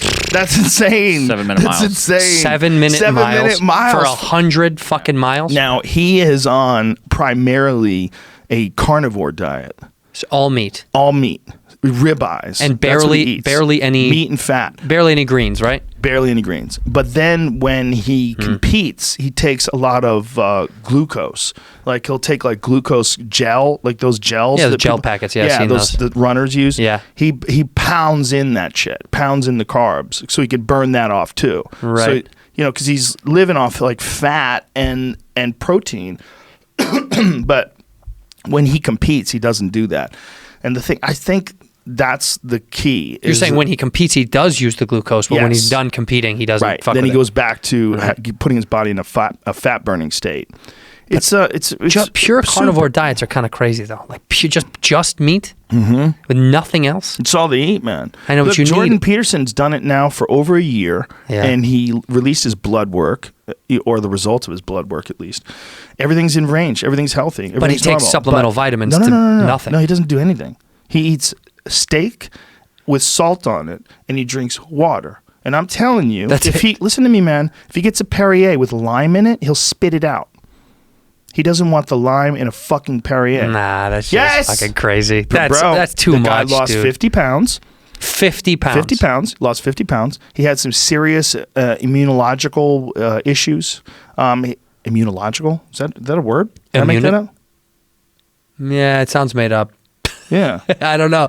He had serious immune deficiency. He had immune deficiency. Immunological? Wow, but doesn't it sound fake? It sounds phony, yeah. It sounds fake. Immunology is a word. I know. Immunology, yeah. I know, but immunological sounds like bullshit. It sounds like... You took two words and put them together. Fake sophistication right there. Sophistication. He had some serious issues. And it helped. Yeah, dude also suffered from depression. All that stuff. Look, a lot of what they think that, a lot of the issues that people suffer from, they suffer because of inflammation. Huh. And when scientists are studying things like the carnivore diet, what's striking to them almost more than the fact that you're just eating meat is that you're not eating all these other things. And so that in giving your body only one food source to deal with, sometimes your body can eliminate a lot of the issues that it has. And it also mimics like some of the benefits of fasting. I'm too stupid to be really judging this. I don't know. Well, I'm listening to all of it, I know that I'm fucking dumb too. He had like receding gums. He had some serious gum issue that all went away. All these things went away when he was on that carnivore diet for a year. Like, I don't eat like that. I'm not saying eat like that. No. I don't eat like that. I just think there's got to be a balance. I think some people may work with that, right? But they'll also tell you there's so many diets that people do that their blood doesn't line up with that diet. It's not good for them, right? Some people it just works with, right? Some people can have higher intakes of red meat, and other people it's really, really bad for their system just because of the way their blood is. Well, some people are literally allergic to it. Right. Some people, but like my wife needs way more iron. Has to have it. Yeah. So whether it's supplemented by pills or by higher instances of meats with higher iron in it, I heard cum has a lot of vitamins in it and some iron. I can't produce anymore, man. None. I cut off my balls. I turned them in. Yeah. What caused you to turn them in? What was the final straw? It was this movement downtown LA. Were you embarrassed at your own gender? Yeah, I went to the Me Too thing and I cut off my balls and I left them there. So I donated them. If people started calling for that, if girls started calling for that, guys would do it. Remove your nuts. There's guys out there that would do it. There's a certain kind of guy that would do it. There's so many people. If you called for guys to step out into the middle of the town square and cut their own balls off, at least a couple guys would show up. Yeah. I can name two dudes. This is the world we live in. There's a couple of dudes I know that would fucking do it. Exactly. Just for like Twitter cred. Yeah, just for some street. Yeah, just for the retweets. Just for some love from feminists. This is how you are an ally, boys. Learn. Like your favorite shirts. Yeah. Females kick ass, or what is it? Women kick ass, or whatever. Girls kick ass. Yeah. That the idea of like of virtue signaling, overt support for something. It's so see-through when you're like, I'm here for you girls. It's so see-through. It's such a crock of shit. But you can feel that way without yelling it all the time. Well, you also like broadcasting like that. Like, what are you doing? Yeah. What are you doing? What's the purpose? Yeah. That's what I like. Why? Who are you reaching out? I mean, you're supporting. What are you supporting? What is happening here? It's another instance of the echo chamber doing the whole supporting the thing that I don't think people are really. I talk about it on stage about the the word transphobic over like, I understand the meaning, but I also think it's hyperbolized in essence of like, there are these large groups of people that are against trans people. I don't believe that whatsoever. But there definitely are. I think there's small groups of people that get a lot of attention. Mm-hmm. I don't think there's massive, look, the KKK is significantly larger of a group than whatever group you want to formulate of transphobic nature. I know a lot of people don't even know what that is, right? I haven't done any statistical research. Look how many KKK members there are in the United States. How many think there are? Tens of thousands. Okay, how many people do I think hate trans super people? Religious that don't believe in trans people, or that don't think that they should be able to call themselves a woman? I think most of those people don't care enough to call themselves part of that category. They just disagree. They go, I don't really like it. I don't get it. I think there's more of those than there are people that are like adamantly against trans rights. I think we have to take into consideration what we already said about guys willing to cut their balls off. That there are guys like that. There are some. There are so many people in this country. I guarantee you there's a lot of transphobic people. A lot. Because if you listen, man, if you read the comments, and I don't, and I didn't, but someone told me that the comments on the Eddie Izzard Instagram post that I made were horrific. But don't you think a People are lot of that assholes. is internet fodder? See, that's my thing. Is I think people like to say shit on the internet, even if they don't believe it, because they know that gets attention. If they go, "Fuck this fucking dude, looks like a chick," Well, I don't know what they said. Maybe they were just making fun of the way he looks. But you can assume what fucking people write on the internet about that issue. They would just go, "What's up with this fuck?" Oh, here, I'll give you an example. I tweeted the other day about the Met Gala, Harry Styles. I tweeted he was wearing like a lot of men were wearing like dresses at the Met Gala. This was a whole thing. And I tweeted Tilda Swinton looked fire at the Met Gala because he looked like Tilda Swinton, not because I'm saying like Who's Tilda Swinton? she's a fucking actress who has short hair, right? So, right, that was him, and I said Tilda Swinton looked fire at the Met Gala. Who is this gentleman that I'm looking at? He's a pop star. He's like part of, what's it called? One Direction. He's part of One Direction. What is happening with that shirt? That's what he wore to the Met Gala. What did you say, Jamie? Blouse. It's a blouse? It's a blouse. Okay. Shirts versus blouses. But, okay, here's the thing. If you're going to one of those things and you're going to stand in front of all these jackasses with cameras just taking pictures, why not wear a fucking blouse? That's his I should that's wear his a point. blouse. But I said Tilda Swinton looked fire because when I saw the first Okay. image, his Yeah. face kind of looked like Tilda Swinton. Okay. Of course, I'm making the joke about. It's a joke. You're a comedian. Well, dude, You're very everyone was funny. like, You were very funny last night. Thank you. Everyone went after me. Everyone was like, Of course. you fucking. I mean, Nazi? Are you a Nazi? Well, they said. Well, here's my problem. They go. I think he's gay, right? Is he gay, Jamie? No, I think somebody told me they Leave were him like, alone. They were like, you're making you fun of his outing him right now? sexuality. I was like, what? I can't make fun of people anymore for people. I said he looked like Tilda fucking Swinton Why are you reading comments? because I'm not as famous as you. Just stop and think about the amount of people that had their balls I know. that would just walk into that town square and cut their balls off to be an ally. Now stop and think about those people commenting. Yeah, I know. And you're reading it. I and know. You're allowing it to fuck with your head. Sometimes I feed into it. A lot of times I don't. When do you not? When I'm confident in whatever I posted. It's interesting, right? When I like that joke, I knew was going to be misinterpreted. Like I knew when I wrote that, I go, someone will misinterpret this. Who cares? That's why I still posted it. Yeah. But I read some shit sometimes if I go, I wonder if that was dumb or if that was cool. Wouldn't it be fun if you could be half drunk all the time and never suffer any physical consequences? Me? You know, I'd love that. Nothing would Wouldn't make it me be more happy. wonderful? Yeah, I Just love drinking. But with a half a buzz on. You know that feeling when you got a half a buzz on? Like It's my favorite thing in the world. Like this feeling like No one can touch me.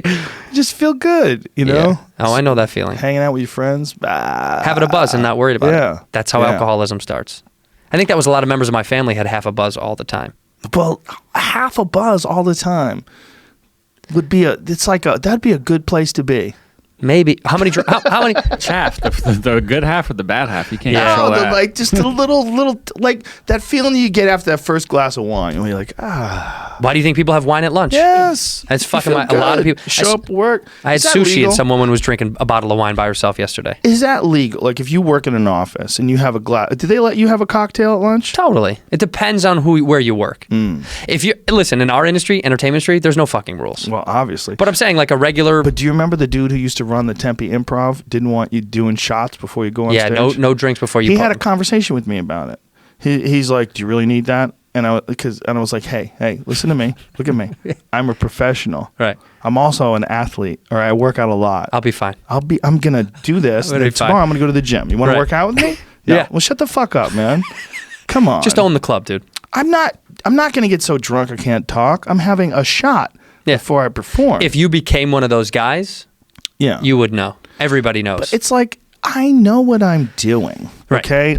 And even if I have too many, if I have 4 or 5 instead of 2, I'm gonna be okay. Right. Like I'm grown up. I'm still figuring it out. I'm not driving anywhere drunk. I'm not doing anything Right. stupid. I'm working tonight. Yeah. In fact, there's nights where I've had a few because I've been sad about where I am. Like I'm at a club that I don't want to be at or something, and I'll have a few too many. But I'll get on stage, and the first thing I think is, I still got to put on a show. I still got to work hard, but I'm a little drunk.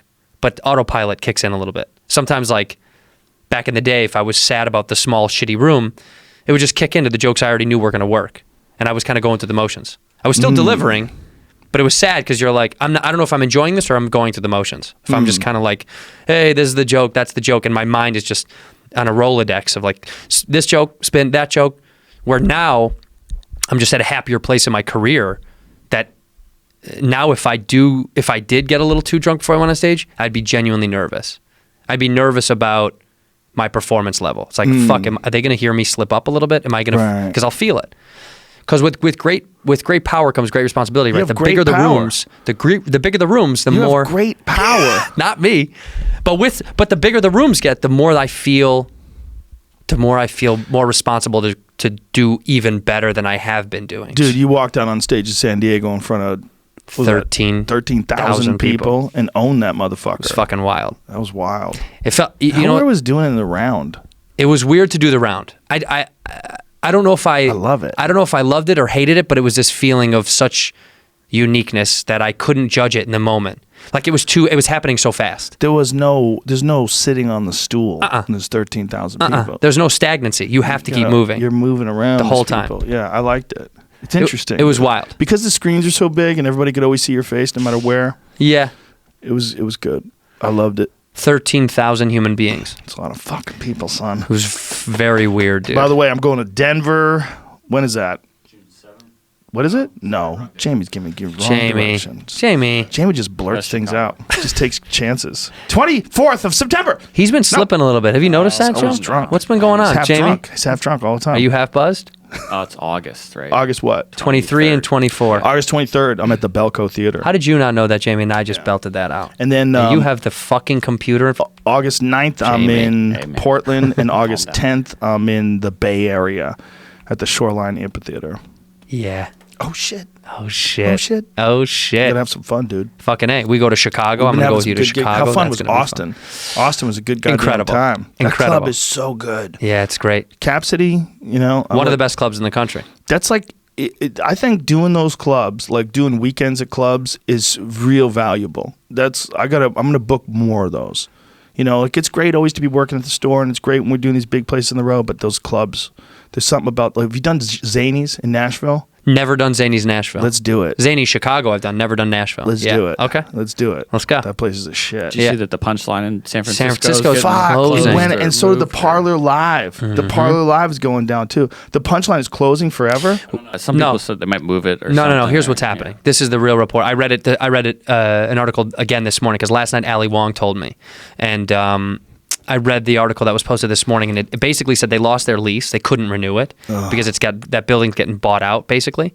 So they are working diligently now to try to relocate the club. So you just need to find a new location. Yeah, but for the time being, it's going to be gone. Well, you know what I worry about? I worry they're going to go big, like they did with Cobb's. Right. Like I used to do Cobb's when it was not. I don't think it was 150 seats. It was tiny. Right now it's like 450. It's giant. It became the opposite of what it used to be. Right. It used to be a place you would go and you'd make less money, but you'd have more fun because it was like real tight. Everybody was like smashed into this place, and it was a legendary place. That's there Punchline. It is, bro. That's easily one of the best. And I wanted to go back, which kind of sucks that it's going to be gone now. The reason I love this club so much, so what you see is the stage and tables, and behind us, what you can't see is the bars in the back of the room, which is one of my favorite elements of a cool club.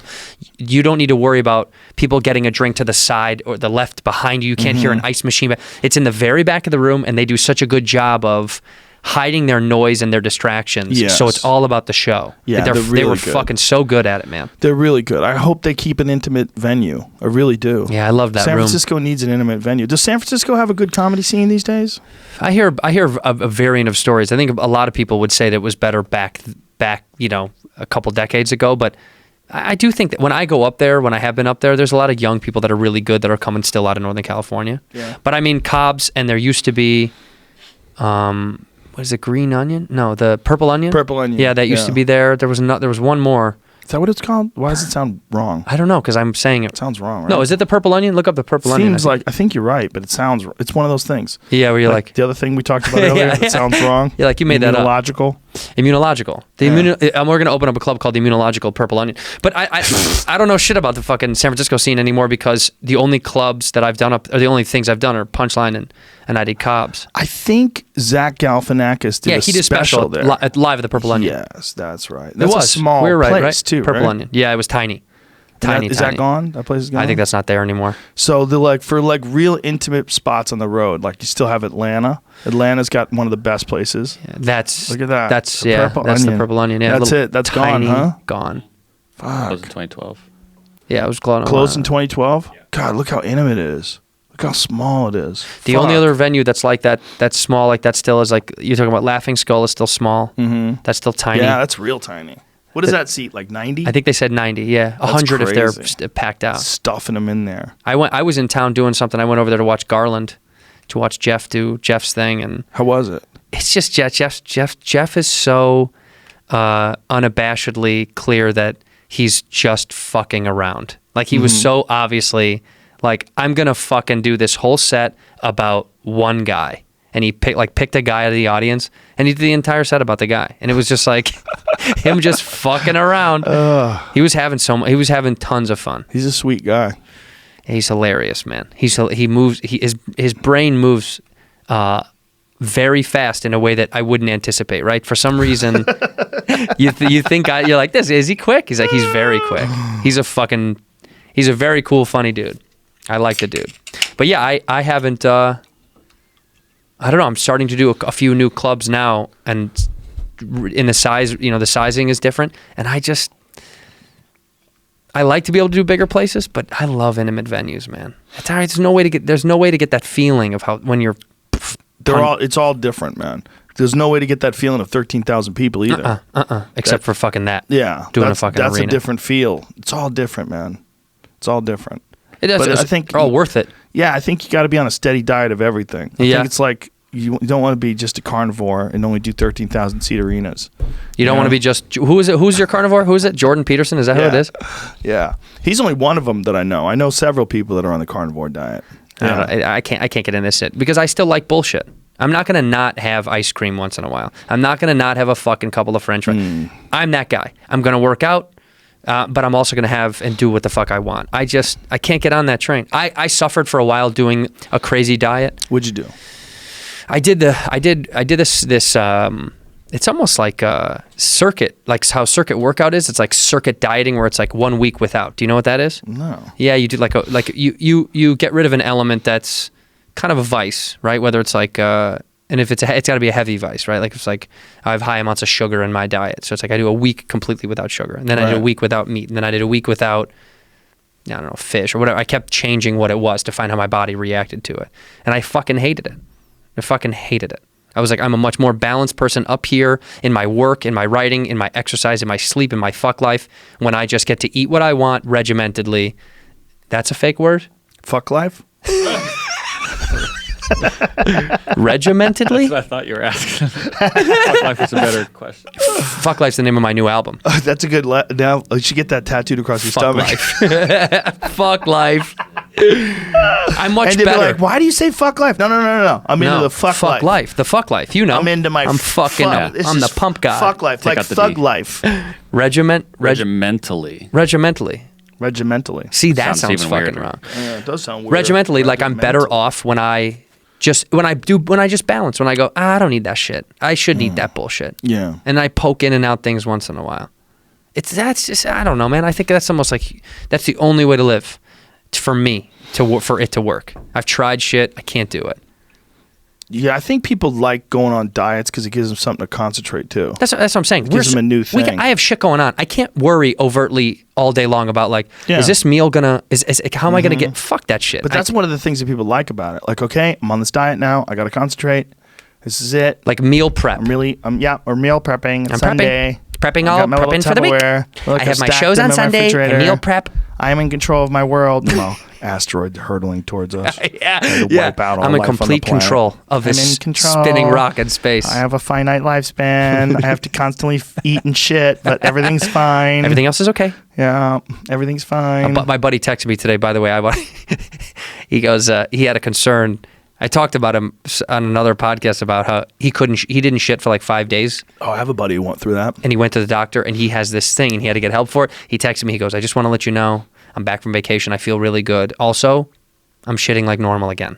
And I was like, I feel like a really proud friend. Like he was really struggling. He was nervous about it. He was like, dude, I haven't shit in like 4 days. I was like, 4 fucking days. There was a guy that I worked with on Fear Factor. I don't want to shame him, so I won't say his name. I don't know if he wants it out there. Shame. Great guy.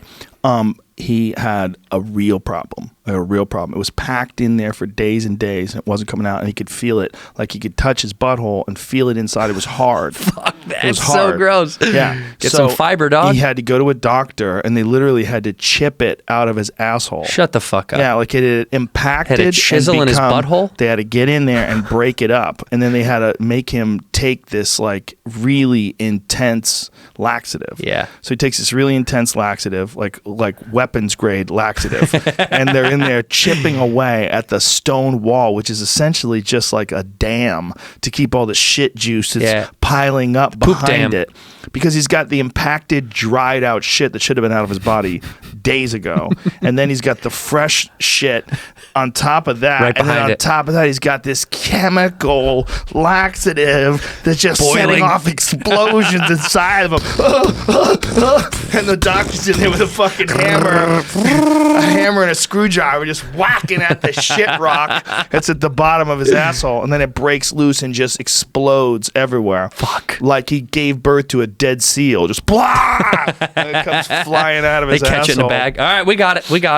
How much weight did he lose? I don't know, but he said it was awful. He said it was awful. Like they had to pry the shit out of his ass. They had to break it up. Those are the kind of pains, those downstairs Do pains people I can't die imagine. That? From yes. Not shitting? Yes. It's what's it called? You give yourself You imagine that? what's that called? Come on, look it up. You know what I'm talking about. Dying It's called from constipation. No, but there's a word. It's called it's like toxic shock syndrome that women get if they leave like a tampon in too long. Yeah. If you don't shit for a certain amount of time, you poison yourself. Yeah, it starts to leak into your organs and shit. It's something absurdly gross. There was one of those like 600-pound Life or whatever those shows are. Mm-hmm. This woman wouldn't shit, and she kept holding it, and they're like, on purpose? Yes. Why? Because she couldn't move to shit. She was so Jesus fucking big Christ. she couldn't move to shit. So the shit packed up inside of her body. And they were like, you're gonna fucking die. It's gonna get in your blood. It's gonna get in your other organs in your bloodstream and kill you. Isn't it like? Doesn't that freak you out when you watch a show like that, where someone's like a what are those called? Hoarders, like a hoarder, or someone who's gaining a ton of weight, or how do you get there? But you know that you could get there. Yep. You know you couldn't get there, but you know that a person could get there. Yeah. Right. You now, Andrew Santino, May 2019. You're not going to get there. No, probably not. You're fine.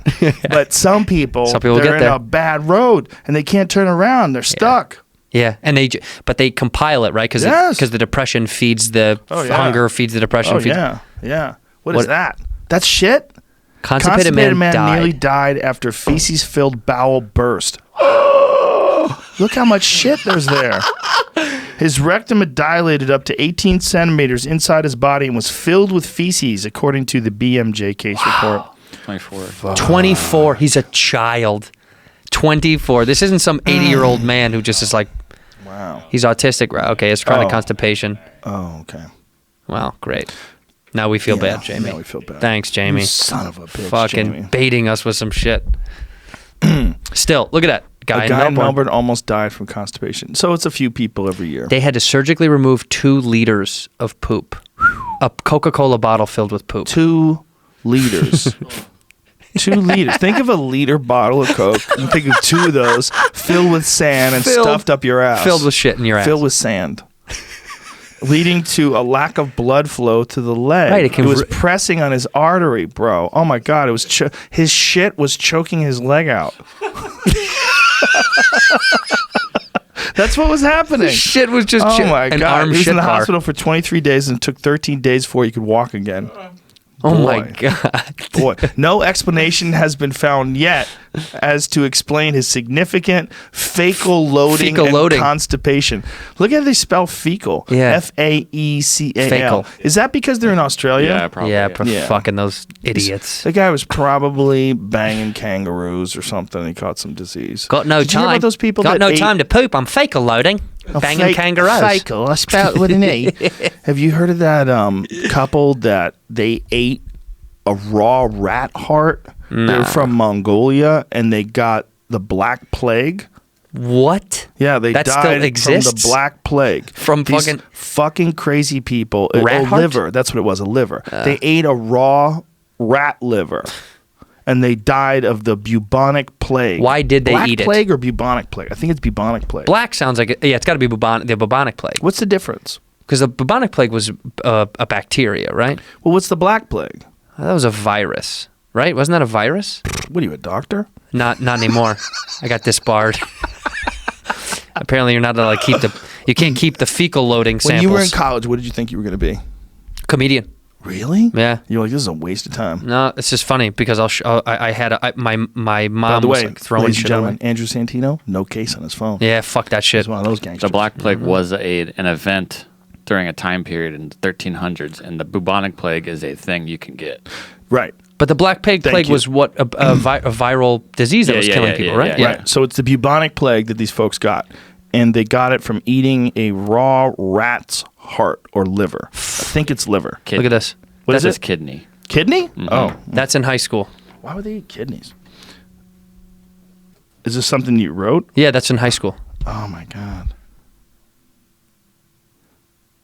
That you wanted to be a comedian. It says I want to be a comedian. I want to become a stand-up comic and to work with comedy on television. Yeah. I'm willing to do whatever it takes to make it. Yeah. That's what it says. Yeah, I want to do anything. I like what I'm hearing. Whatever it takes. Whatever it takes. Look at I wrote below. I want you to wear a tracksuit Yeah. with no underwear and meet me at the dock. Got it. We're going to get on my yacht and You have got a it. good time. Let's go. And I got a part for you to read in my script. Oh. You imagine Yeah. some guy takes you out on his yacht. You're like, wow, so you really think my tape was good? Yeah, your tape was amazing. We're going to show you the dock. I mean, when we are listening. And he brings you this script and tells you what's required of you. Yeah. And then you're out there in the middle of the water, bobbing around, staring at this guy, and you got a couple glasses of wine. And he's like, I'm going to make you a star, but I need to get my dick sucked. Okay, I You're get like, it. Shit. I get it. I did write in high school anything it takes. Now imagine being a woman and you're in that situation. You think you're going to be able to sweet talk that guy, right? That's why you were flirting with him. Yep. That's why you got close to him. You're going to get a part. You're going to play him. You're going to get a part. Next thing you know, you're on that ocean. Well, that feels creepy. That feels rapey. It is rapey. Right. When you're a dude, you feel like, fuck, that guy fucked up. Just sacrifice, man. You gotta suck a dick for the role. But I'm saying it's a different feeling. Totally. Right? But still dangerous. Because if the guy finds out that you're not willing and then you might be hostile, Yeah. and then he might be hostile back, Yeah. like you're two dudes. One dude want to get his dick sucked by a dude, but you're both two dudes. And it's a real hair-raising situation for both of you. What are you doing? For him, it's hair-raising, right? You try to get this guy to suck your dick, and the guy said, I'll fucking kill you. And you're like, Jesus, now I got to drive this guy back in my boat. It's just me and him, a guy who said he would kill me in a 20-foot-long little boat. Yeah, you got to make him sit up by the bow, and you just drive quietly. What do you do? Jump in the water. That's where people kill people. Like, he's going to tell people. Yeah, totally. That's how he gets. That's where that kid from Iowa goes missing. Went to Hollywood for big dreams, never came back. Is out in the water? Cement shoes, my friend. Put on these shoes. Kaplunk. Yeah, I guarantee that's happened. But I guarantee you a guy has tried to get a guy to suck his dick, and the guy tried to fight him, and they fought to the death. You kidding me? I'm sure it's happening now. There's got to be right as we're speaking. There's got to be enough. Someone's listening to this. Hollywood while a murder. Gay guy is choking them to death. Doesn't want anyone to know. Don't go on the boat unless you really know the guy. That's Don't my go on the message. boat. That's my message. How well do you know the guy? Men or women. If the guy's a producer and he takes you on the boat, don't go. Don't go on the boat. I feel like that about how well do you know the guy with the boat? Not that well. I'm not going on that guy's fucking boat. I was on a show once, and there was a guy who was kind of I don't want to be mean, but he was sleazy. He was just Hollywood. How's that mean, calling out someone for being fucking sleazy? He's a sleazebag. But it's the most stereotypical version of it. Yeah. And there was a gal who was also working on the television show, and she was young and flirtatious. And the next thing you know, they were on his boat for the weekend working on the script. And they came back, and we were like, what? Like, you really just said that? Yeah, we were working creatively. Oh, guys, working creatively, just out in the middle of the water. The water gives me, bikinis. The water makes me feel a type of way. But it's like normal stuff. Like, that's what people did forever. In this business, yeah. It used to be. What, Jamie? You wanted to bring this up because you're sort of talking about that. We never talked about it. Well, this was a different subject, I know, but yeah. but it's sort of related. I'll save it. This is Ed Buck. Do you know who that guy is? Wait, no. He's like this Democratic. He's a donor. Oh, right. Like a We big talked. donor You and to I talked about Democratic this. Party. Yes. Right. And there were two dudes. Two dudes have been found dead there from drug overdoses. So they come over, and one guy said that. What did he say that? I don't know what they've said, but like I think what He they makes said, them do drugs, or he's taking them in while they're already super high, and he's helping them out, or something and they like die. that, and they end up dying. What? While they're there. And Couple he's guys have claiming died, that yeah. he's helping two people. Yeah, I think that's what his Coincidence? story is. Maybe he's telling the truth. Maybe like yeah. he goes out there and finds really high people and then takes them home. People trying to save people in the middle of the night. What are you, cynical, bro? Yeah, dude. What do you think is happening? You want me to take a wild guess? Yeah.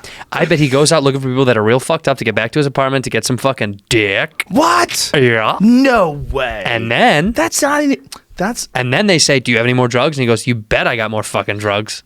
They do more drugs together, And they die. and he dies, and he stays alive.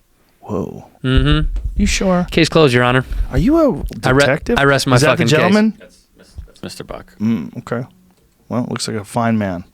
Don't Yeah, show he that looks on like he doesn't do anything. Look, he's got a nice gold tooth shining in the back of his mouth, like what's his name? The Wet Bandits from Home Alone.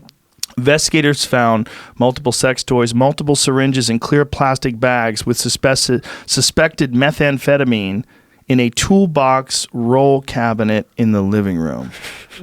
He's got a toolbox filled with syringes and sex toys. Let's go to work. Clear plastic bags with meth. Moore has been homeless and I had like worked as how an it says bags, clear plastic bags, like more than Many. one. He's got bags of speed. He'd been homeless and had worked as an escort. Yeah, he was on that Gigolo show, season 4. He was one of the main guys. Yeah, he's the guy. I've become Okay. addicted to drugs Ed in the Buck worst. is the one to thank. He gave me my first injection of crystal meth. Wow. I become addicted to drugs, and the worst one at that. Well, I don't know if that's true, but it's a crazy story. What we do know is true is 2 people died over there. That's fucking insane. He's having, hey man, just.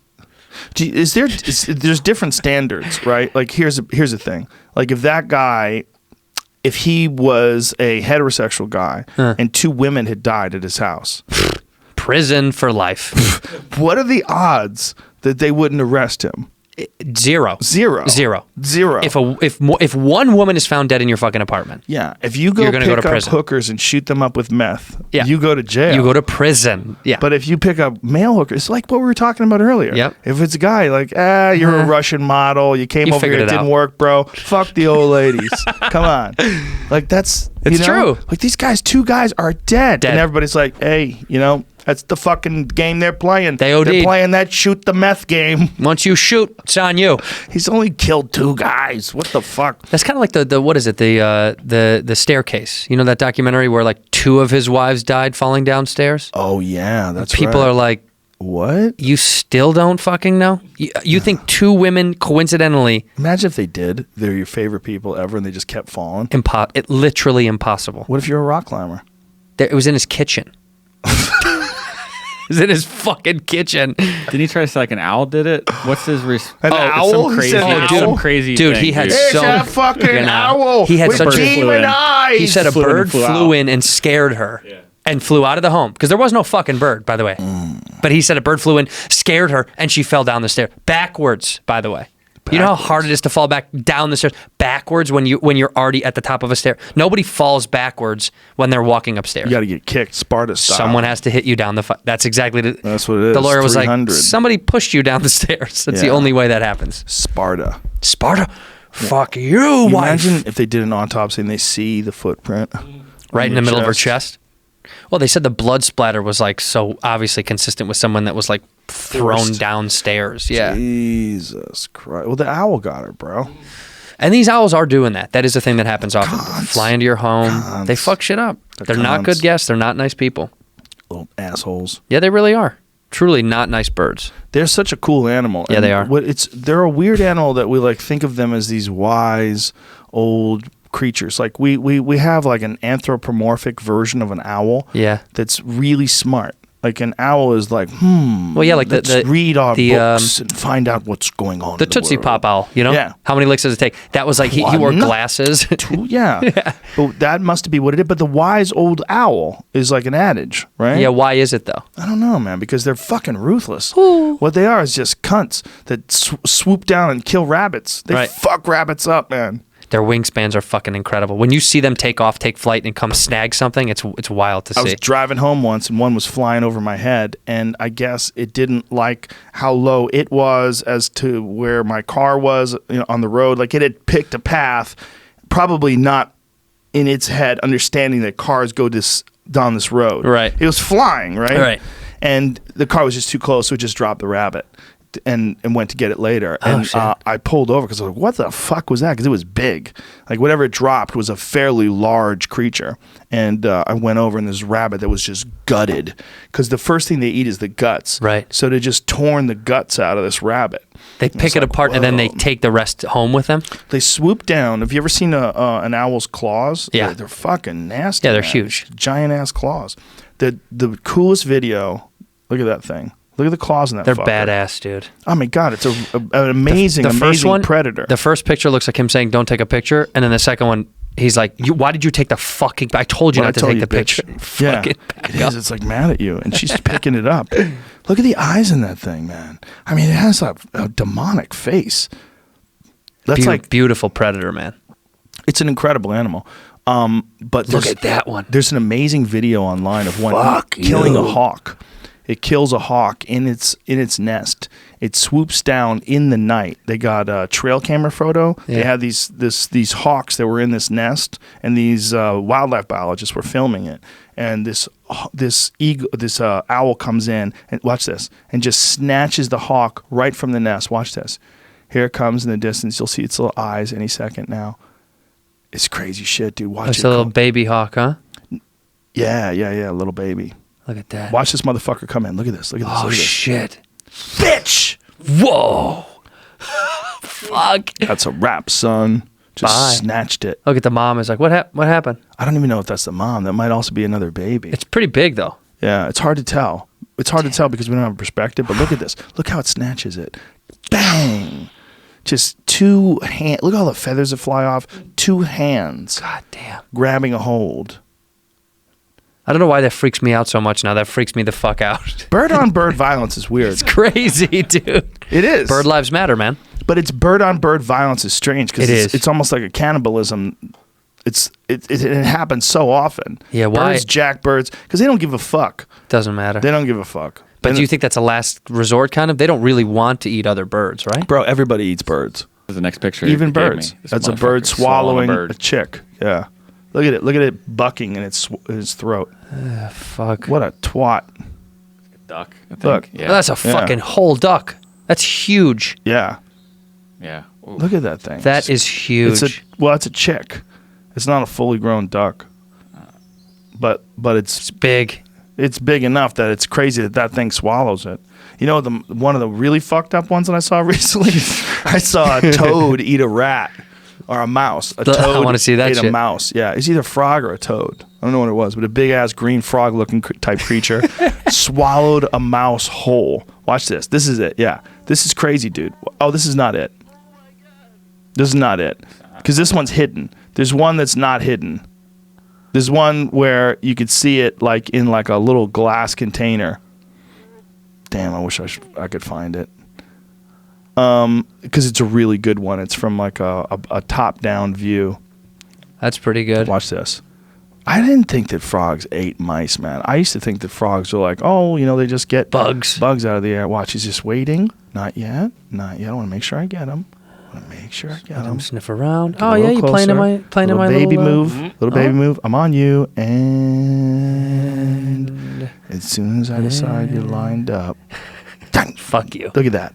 Nope. Head first. Nope. Just look at it stuffing it in there with his greedy little fingers. I mean, think about what look at the mouse trying to get out. The mouse is trying to get out. And because they don't have teeth, right? So Look they at just it. got to It's swallow trying that to get thing. out. Its head is out, man. Look, it's eating it asshole first. Jesus Christ. The mouse is like, excuse me. But I guess that trying makes to sense. get out. Eat the butthole first because that's the worst taste. So eat the I don't butthole think first. Get that's the bad taste out of the how mouth. they're thinking. Nah. That's just where it was. Yeah. I think I would have eaten it head first too. But look at it. It's just blinking, slowly swallowing the mouse. Imagine you being able to eat a dog. That's what that's like. Yeah, The size difference, that's like you eating a German Picking Shepherd. up a German Shepherd and stuffing it in your face. dislocating my jaw, putting it in. How big is a frog's mouth? That's crazy. Well, that's like when you see those things that can dislocate their jaws. I think that's incredible. Animals that can fucking unhinge their jaw. Oh, snakes that Snakes eat do deer that and shit. Yeah. These But are found basking again. sharks? Yeah, they found them in California again off the What? coast after they haven't been here for 30 years. They just started showing up again off San Francisco and Ventura or whatever. What Little the fuck mouth are on that those? thing. They swim through like little schools of fish and and they just just- swallow them yeah, up. I've seen that. It's a basking shark. Giant mouth. Yeah, wild looking thing. Just like a funnel for the ocean. How many bottle caps do those things swallow? Yeah, you want to talk about plastic straws? They get 30 feet long. Imagine what kind of shit impacted like 6-pack tops are in their Dude. assholes. So many old Coming out cans their of fucking colon, Miller Lite. blood streaming out of their asshole when they're shit. Those things gotta be able to handle anything. Yeah. After all these years, they've swallowed so much bullshit. Yeah, boots and fucking license plates and Old shit. boat Yeah. parts. Bones. Yeah, all that shit. Yeah. Creepy shit from the bottom of the fucking Sperm ocean. whale found dead with 13 pounds of plastic in its stomach. Holy shit, man. 13 pounds. We're so gross. Wow. So there was a guy named... Look at that. Do you see that? What is this thing? Flip flops and 115 drinking cup. They can't say red solo cups, but that's what that is. People out there partying. Out there on dude. that boat. On them sperm whales. Wow. Damn. That's fucked up, man. Flip flops. I've probably had one of those flip flops. I've lost so many pairs. One of mine is in a sperm whale somewhere. Did you see the video of that beluga whale returning the girl's cell phone? What? You did? Okay. Yeah, it's fucking... If they set this up, it would have been an amazing setup, but I'll show you the video. It's Whoa. nuts. Returning a girl's cell. Here you go. The whale understands objects are important to you? And those iPhones are expensive. And Those are- nothing I don't know else. how the whale far know? it got dropped down in the water, but here, I'll pull it up here. That- It's going all over Instagram and Twitter. You can easily find the video. Is that real? I mean, it's coming from the depths of the water. So, like, I don't know how the fuck you could make Oh this and fake my it. fucking God. Holding on to her phone, and it brings it up. Like, I don't know how you would fake that. Oh, my God. Holy shit. Well, they don't look like trainers. It doesn't look like it's in like a, you know what I mean? Like, it looks like it's in the water. And What? it says it's the one that was captured last week. I don't know if that part is same true. one? That's the part I think is fake about it. But Oh, how do they know? what it said. How would they know it's the same so one? they're the ones that have it. I think that's how I initially saw the story. And I don't Wow. believe that part they're, so much. they're but- tagged and tracked. Remember right? the white whale that we posted about last week? Well, it stuck around. He's been staying at Hammerfest, and then maybe it's a different one. Yeah. Maybe it's a whale that they saw, not Yeah. the one that was Yeah, captured that's with the the part of it. harness. Yeah. I think that's what's wrong. They're just what did they post about last week? Go to their. That's the one. This is where that story came from in Norway. Oh. Yeah, that's the part where I was like, So it is the could- same story. Yeah, it could. So That's maybe like, that wow, thing. it's even Yeah, it's crazier. trained. Yeah. It's a trained whale. Yeah. Maybe it wanted food, man. Yeah, I thought I was going Hook to get it up something. with fish, bitch. Isn't that so Get funny? back out there. Here's your phone. They're like, thank you. He's like, no, bitch. Food. Fucking feed yeah, me. just like the monkeys, man. Give up the food, you bitch. That's why I I'll fucking come gave your steal phone. from you. I'm stealing. Oh, that was the other thing, man. We got margaritas, and we left like a pitcher of margaritas out, and they dumped the pitcher over and drank the margaritas. Hell yeah. They like to party. So the monkeys were probably partying on our porch. Mm-hmm. Don't leave margaritas out, dude. They're going to fucking say, I that's wonder if rookie they move. get hammered. They get wasted. They must get so hammered. Like Fuck a yeah. pitcher of I don't know how much they lapped up after it spilled. Right. But I imagine they probably just drank every drop. There was Yeah. nothing left. They Yeah. knocked over the pitcher. And some of it must have stayed in the pitcher. And they're like, this is what we want. And they started drinking it. And they knock on your door like, you have salt? You guys Whoa. didn't leave any fucking salt out. Look at it. He's drinking. Yeah, he's boozed out. They drink booze. This is crazy. Drunk monkeys. Oh, my Coca-Cola. God. They love Coca-Cola. Oh, yeah. Look at him. Sugar. He doesn't know how to drink, though. Anything Stupid with fuck. sugar. They love sugar shit. Stupid fuck. Oh, he's hammered. Look at him. Oh, they're drunk. Oh, my God. There's videos of drunk monkeys. They're fucked up. Look at them. They can't even wrestle. They just fall down. That's hilarious. Oh, the people spilling off over drinks and they're licking it off tables. If I had a monkey, I'd get him drunk every day. Me and that monkey would just party. If everything goes totally south with me, you're going to find me on Key West living like those psycho white people, just drinking with monkeys. You're going to be And just McAfee? Yeah. You'll be the next I'll be McAfee. just like that. But I'll Making stay in girls- America. Making girls poop in your mouth I while you... don't think he does that, bro. And you should stop saying that. He did. Key West is Key West is the furthest you can get and still be in America. Is it really? Other than Alaska. The most ridiculous thing to call that America. Yeah, it's like not even connected to Florida. No. And those people that live down there, they might as well be expats living on an island somewhere. That's what it is, There's right? a hurricane there every 13 days. They just get wiped out. It's the southernmost point. Yeah. Southernmost point. Yeah, but it's not just that. They're Keys. They're islands. Yeah, the like you have Keys. to drive over land. Like they're not really America. No, it's its own little thing. It's like Puerto Rico. Well, the U.S. Virgin Islands. Yeah, get the fuck out of here. How do we own Guam? Yeah, how? What's that? What That's is that way to us? over there. Yeah. That's way away from Hawaii. It takes forever to get there. How do we get That's there? fucking far. Hawaii's 5 hours by jet. Yeah. Over And just water. No. This is America. It's ours, this baby. This is America. I Little like plot that. of land. I like that we protect Hawaii, but I think Hawaii is its own fucking thing. Well, we it should is. let those people run their own country. And you know what would happen immediately? Mushrooms would be legal. It would be the place to party. They voted this week. A bunch of places voted. Denver tried. Yeah, Denver didn't make it though. 47%, I think, said yes. Those old ranchers came out of the mountains. Old to farmers. Actually, dude, on the way here, I saw hilarious on the back of a truck window. Had a big thing that says "What's going on?" and it had a pot leaf and it said "legal," and then it had a hose watering a lawn and it said "illegal." What's going on? Oh my God! Look into it. That's what he's saying, That dude. guy's- What's going on? He's a dumbass. It's called a drought, you man? fuck. What's And the drought went going away. on? You can grow pot, we're but trying I to can't conserve water water. my lawn. We're conserving water, you fuckhead. Fuck you, Pot is pothead. plants. Fuck you, can eat it. pothead. Hey, easy. Did you hear about the guy in Florida that got arrested because he would not take "I eat ass" off the back of his window? We were talking about that. I eat ass. Yeah, I eat ass. It said on the back of his window. He said it is his First Amendment right to let everyone know that he eats ass. It is. Yeah. But that's a funny thing. Imagine if that's your boy. You have his little baby, it's sucking on your nipple. You're like, my cute little boy. He's adorable. Oh, my little Billy wants to play baseball, but he doesn't like getting up early and he misses a lot of practice. He got cut from the team and now he's kind of depressed and he just plays Madden all day. And one day, Billy's got a pickup truck and Billy's pickup truck says, I eat ass. That's right, Mom. And you come home and he's still living at your house because he's a fucking loser. And you come home and you see little Billy with his I eat ass. And do you really need to have that on your truck in my driveway? Yeah, I do. Yeah, I do, Ma.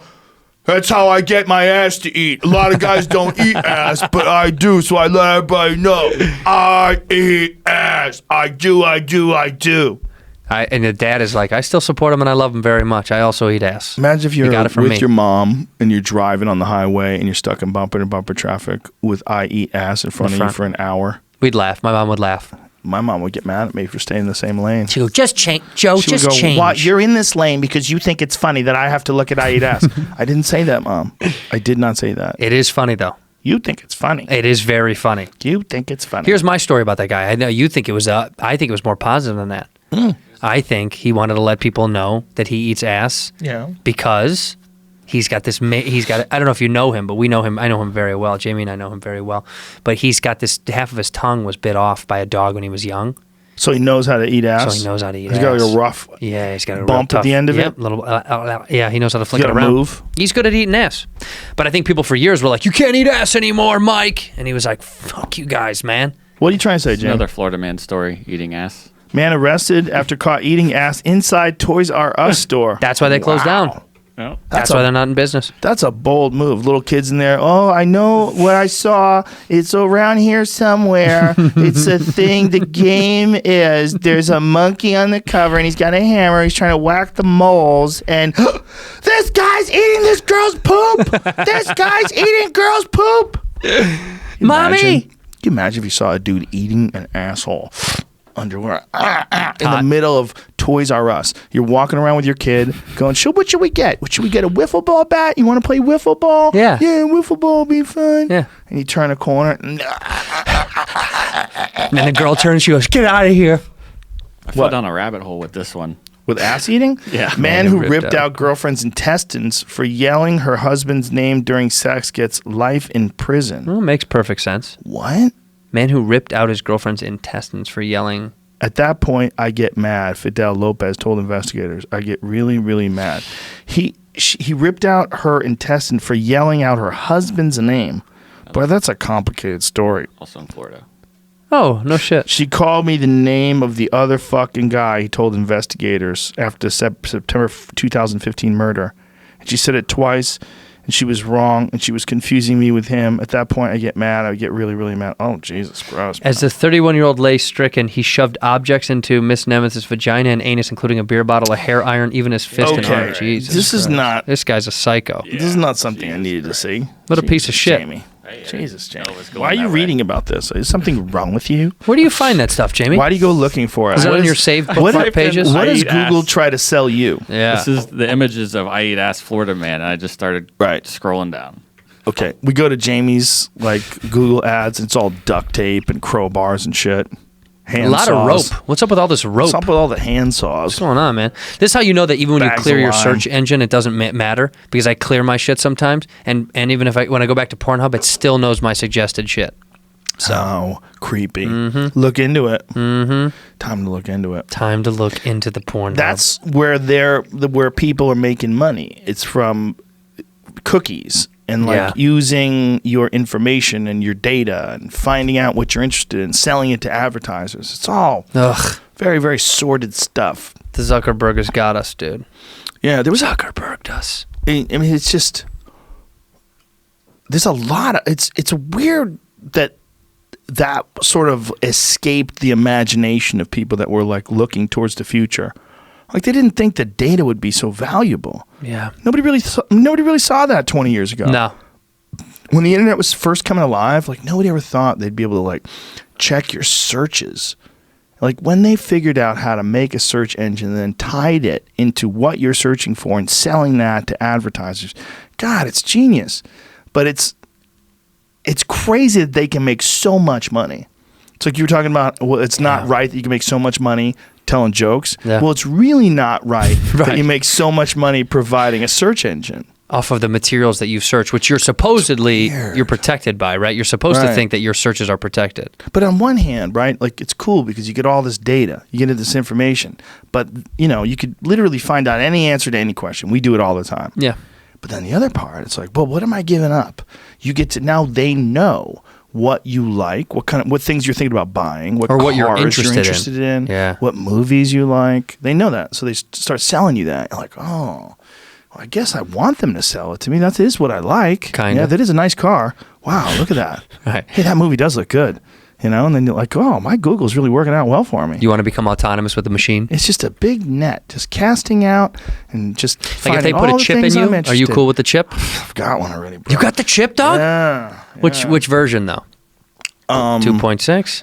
I don't know. I don't ask questions. Just the hot. Yeah, don't. Just Why let would them you? chip me up? Chip me up, dog. You got to go to Langley, Virginia. You go to where they kept Hannibal Lecter. That's how they chip you out there. And Langley? You got to go to the FBI.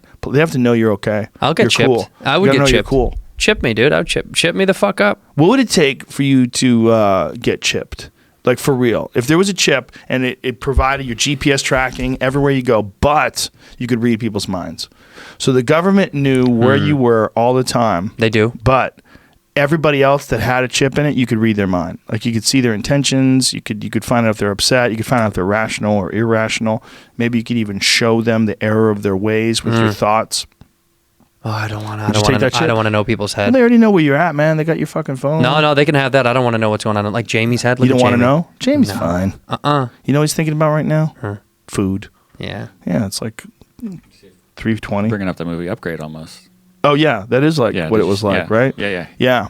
I don't remember why he got it, but He was shot in a spoiler alert. He was shot in a robbery by armed gang members. They shot him and paralyzed him, and then this guy brought him back to life with this chip in his spine that regenerated his spinal tissue and gave him superpowers, and he knew kung fu and all kinds of other shit. Chip me, dude.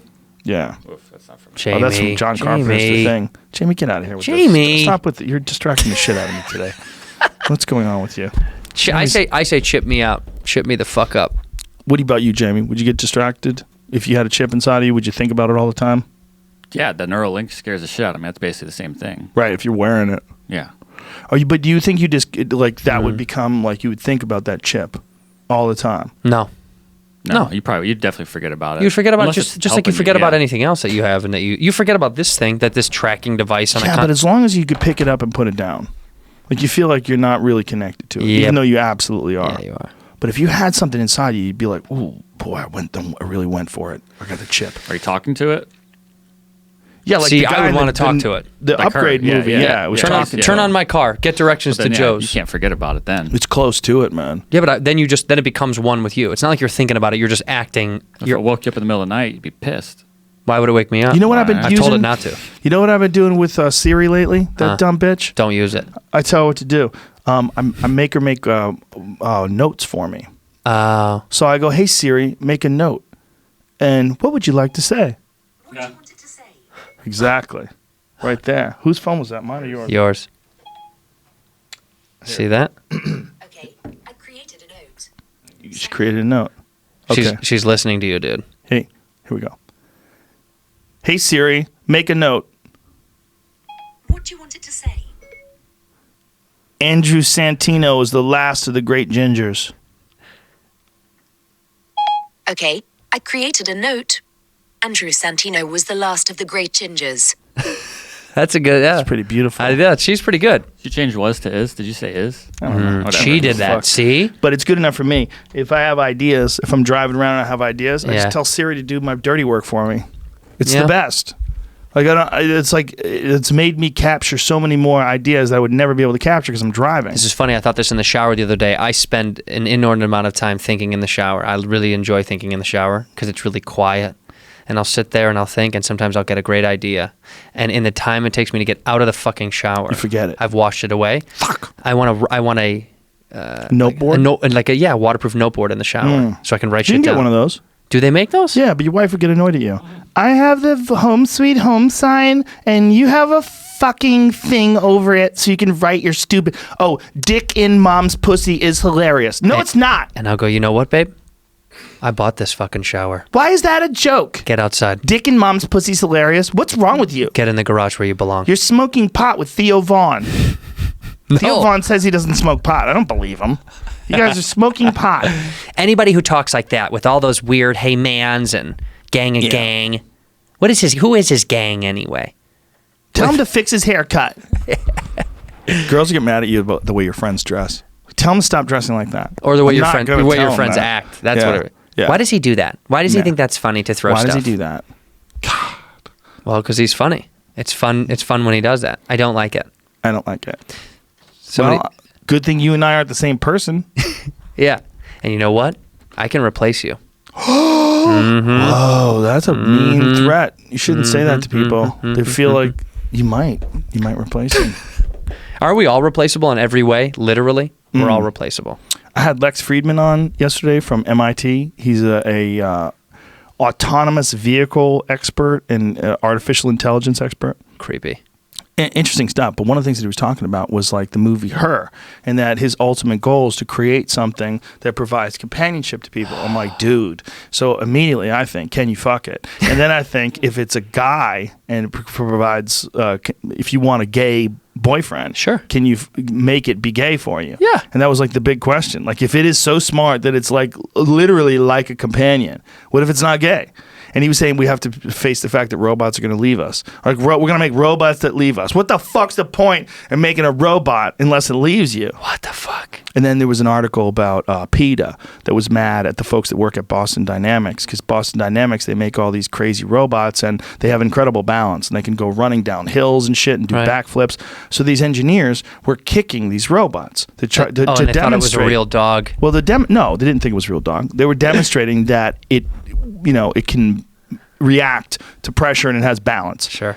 So PETA got mad and said they didn't think it was cool that you kicked robots. They were really talking about, I don't know why anybody would want to do that. Because you have to find out if you can kick them. The only way to find out if your fucking engineering works is you kick them. it. It doesn't have feelings, you fuck. But it does, Joe. That's where you're making mistakes. Imagine the type of person that you have to be to say, I just don't think why any reasonable person would want to kick that robot.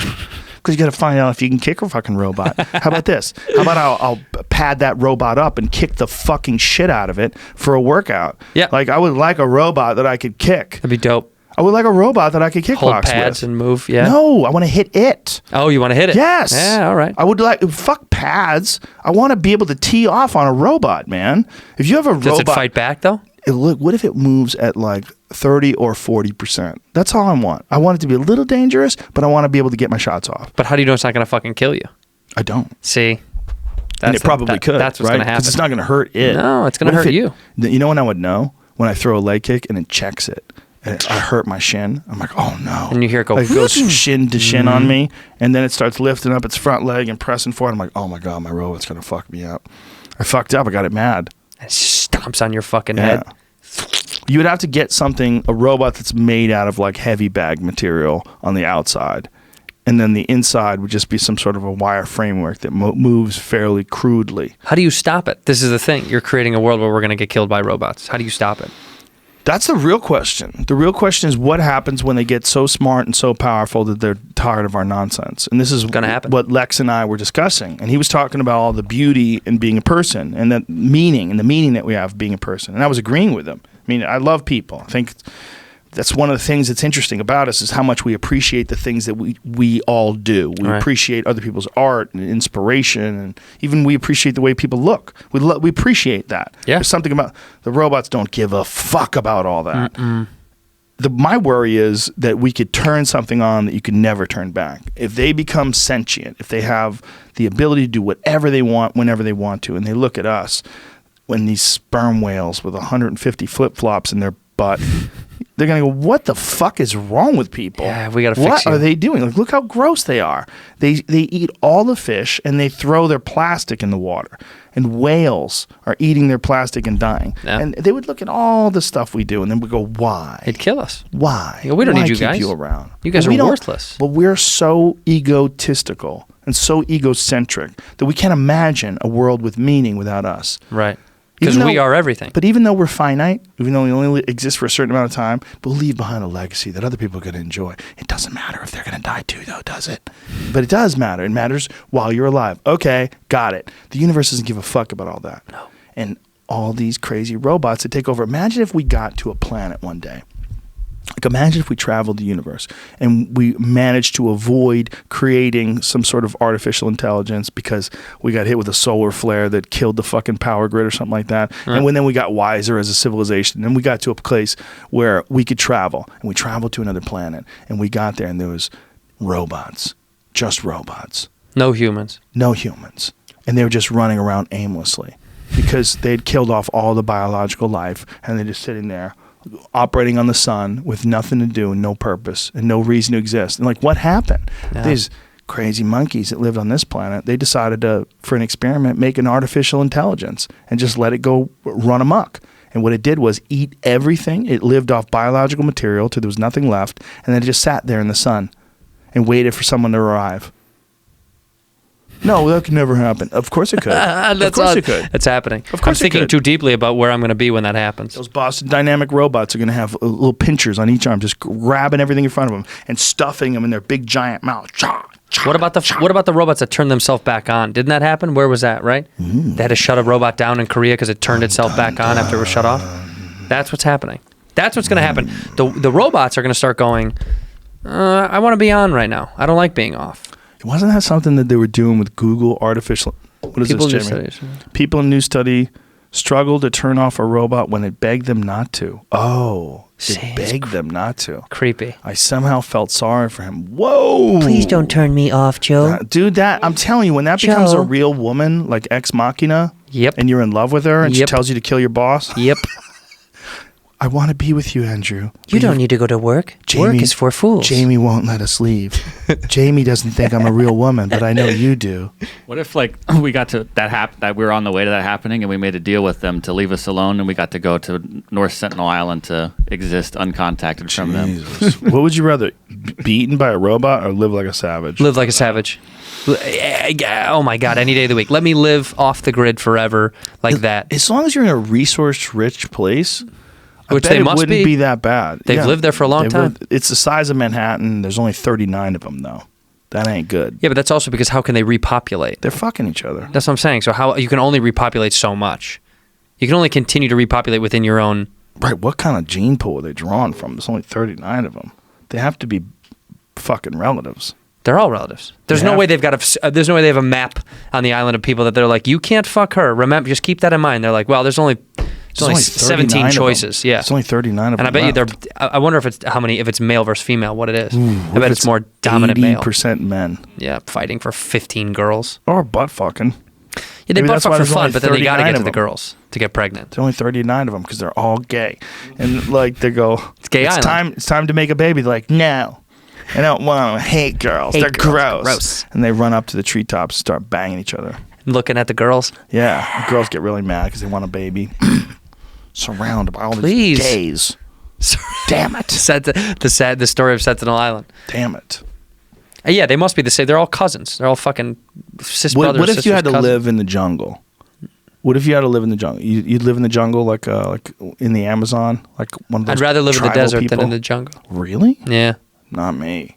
I live in the desert. Desert. Desert. What are you gonna do? Make a house out of sand? What the fuck are you gonna do there? You're gonna die out there. I'm gonna bro. die. Well, you be in a mountain. First of all, you can make a house in a mountain. Mountain. Mm-hmm. What? Carve it out. When was the last time you were at a desert? They don't have mountains. They got mountains in the motherfucking desert. Not usually. Los Angeles was a desert. These are mountains all over the place. No, you go to Yeah. the mountains. It's not desert. There are Los mountains in the Angeles desert. has varied terrain. It's Arizona. not a desert. Desert mountains. Yeah, they do have some mountains, Yep.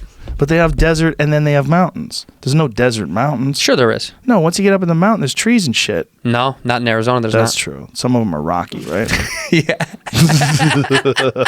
Well, you know what's the really coolest? When you go from like San Diego and you drive through that area, like into Arizona, Yeah. and you see all those crazy rock formations and shit. Fucking beautiful out there, man. If you really stop and think about all the different types of environment that exist here in America, where you go to Yellowstone and see all that crazy shit, and then you can go to Miami and the Yeah. Keys and see all that crazy shit. You could be up in Maine and see the frozen north, and When you I could- was, Michigan and Idaho, and On the train down to San Diego, when we were going down there, I was on the train and I had my like a headphones in. gentleman, And this like guy, a gentleman I like explorer. like a guy who likes to fucking relax and not be in traffic. I was sitting in the train and some guy next to me was talking to some young kid. And some young kid was like, I want to go to Europe. I think Europe is awesome. It's better than America. It's some older guy. He was like, this country has more to offer than you could ever fucking dream. And he was like, what are you talking about? And he's like, you can see the beauty of the mountains. You can see the beauty of Alaska. You can see and he was explaining all this stuff about, he's like, I've never left the United States and I've traveled to almost every state and every state gets better. I was like, oh, shut up, punk. yeah, shut up, you little punk bitch. You little pussy. He was pushing around that same agenda, though, but it is true. The more I travel, the more I'm like, oh, this place is fucking gorgeous. I would have never thought to come here if it weren't for comedy. We get to go to places where I'm like, I would have never traveled here. There was no reason for me to go to Virginia for doing stand-up. I was never going to vacation there. That's true. That's a good point. Yeah, I was never Like, going to. how often, unless you're traveling for work, how often are you traveling to these kind of cities? Just check them out. Yeah. Who does that, right? Maine was fucking beautiful. I had no idea Maine was that nice. Maine has like 8 people living in it. Yeah, I was 9 when I showed up. I got a couple kids there too. There's spots in Maine where you just drive and all you see is woods for like an hour. It's fucking beautiful though when you see that kind of like land, like little towns that still just haven't been like butt fucked by pop culture influences, still are their own all thing. the way up to Bangor, where Stephen King lives. I think he's what they call a snowbird now. Like he lives in Florida, and then in the summertime he lives in Maine. That's like my nightmare, man. But he lives in a house in the middle of Bangor, and like you could drive to his gate. Like his gate is there, and everybody knows it's his house because it's this big ass house. I bet it says SK on the fucking gate. Well, it has the wrought iron gates have like gargoyles on them and shit. Sure, it's him. So it's like everyone knows it's his Right. house. Stephen King shit. But he gets like weirdos showing up and banging on his door and stuff. Trying to give him Yeah, scripts. that's his house. Wow. Yeah, it's a dope old house. But I mean, he lives right Doesn't fucking there. Doesn't it look like Stephen King lives there? Look at the winged creatures on his. What is that? It's the gargoyle, right? Yeah. Look how cool they look. Fuck, that's wild. He had that made. I mean, it's so obvious that it's his house. Right. He's got a frog. Also, he loves frogs, And the dude. frogs that fuck up mice and shit. Yeah, he's I don't think Bangor has a population of 100,000 people. If I had to guess, What state? Bangor, Maine. That's where he lives. I didn't know. How many? What's the population of Bangor? 31,000. 31,000 in the city. My buddy was living up there. My friend Marcus Davis was living up there, and he loved it. He's a fighter. He said there's no crime. There's no crime. It's kind of hard when there's that low of a population. Yeah, huh? it's like it's really cold up there and shit, but there's no crime. I used to do gigs up there. when I was living in Boston. You drive 3.5 hours to Bangor, Maine, and the last hour, you have to make sure you get gas because you got to drive an hour with no gas. Yeah. There's that Bangor? That's fucking, Right there is? That's beautiful. With the mountain and the lake? God, it's The view beautiful. of Katahdin? I don't know. I've never heard of that. Dana White keeps a place up there. In Maine? Yeah. He's got a place in some other part of Maine, like a beautiful, like he's got a big spread up there, like a lot of land, and it's like a vacation place where he goes and brings his friends and they just chill. That's it. I mean, it's interesting. I don't know if that wouldn't be my vacation place spot, but I guess. Well, it's fucking beautiful, man. It is. And there's no one there, and it's and they can, I guess you just want to get away from fucking society. You know, my vacation spot would be in Lake Louise in Where's Banff. that? In Banff. What's Banff? Banff National Forest is in Calgary. Oh, Look up Lake Louise. You'll that's probably see right. the prettiest lake I've ever seen in my fucking life. I think it's pretty country up there, dude. Oh, Calgary's gorgeous. It's fucking beautiful. But Lake Louise, specifically, I went to Banff National Forest when we were doing this thing, and I was stunned by how fucking that's Lake Louise, man. Oh man, that's so pretty. There's something about a mountain and a lake combo. Fuck, right? Mountains and a lake together. It's Look like, at that shit, man. Do you like fishing? I do like fucking fishing. I love fishing. Yeah. Don't get to do it enough. Me neither. That's the problem. But I've been thinking about that lately. Like, I need to do more fishing. Like, I see shit like that, and I go, God, I want to be out there, fishing. like, catching northern pike. Yeah. Having a good old fucking time. It's the best way to like hang out with friends. Oh, yeah. And just chill the fuck out and talk shit and have a laugh and if you can cook them on the shore. oh, that's the If best. you bring a frying pan, Clean make the a little fish and cook it fire, right there is the my best, God. man. They're so delicious. Like, you can't believe how much more delicious they are. Fresh fish is unbeatable. There's It's such a different flavor. So much better. Yeah. Store-bought fish is just not the same. Yeah, me and the missus caught some mahi-mahi once, and then we brought it right back to the place in Mexico, and they were cooking it at the resort. Yeah. And I was like, this is the best fish I've ever eaten in my life. I can't believe how good It's it also is. circumstantially, you're like, this is one of the greatest kind of ways to have this. So it also Yeah. probably releases different endorphins in your brain to be like, I'm enjoying this more than I ever would enjoy other fish. But it was the first time I'd ever I'd eaten mahi-mahi that was super fresh. Yeah. Like, I'd eaten it before, but it was probably frozen, you know what I mean? Sure, yeah. Or not that fresh, maybe a day old or Ice something packed, like that. yeah. Yeah, but when you eat it like an hour after you catch it, it's like, holy shit. Imagine how salmon tastes to bears that catch them out of the fucking river in their I must mouth. be so excited. They get so fat. They get so fucking fat. Coastal bears. That's the big ones. You know, brown bears and grizzly bears are the same thing, but brown bears are way bigger. And the reason why they're way bigger is because they live on the coast. They're just eating fish and dead whales that All get day long. beached and anything else they can get their fucking Gorging hands on fucking fatty, heavy foods. There's an awful video. Jamie will find it. Of a grizzly that's pulling black bear cubs out of a den and killing them and eating them. And the mother is trying to stop them. He's trying to stop the grizzly from eating her babies. Oh, shit. And he just swats her away like she ain't shit. I gotta see it. It's awful, dude. You shouldn't play it. You definitely can't play it, and you shouldn't even watch it. I'm gonna watch it. The screams that they make, and it's a long ass video, and she's trying to fight him off, but he's like, "Fuck you! I'm eating your babies." That's one thing that bothers me the most about the anthropomorphization that people do with animals is their stance on bears.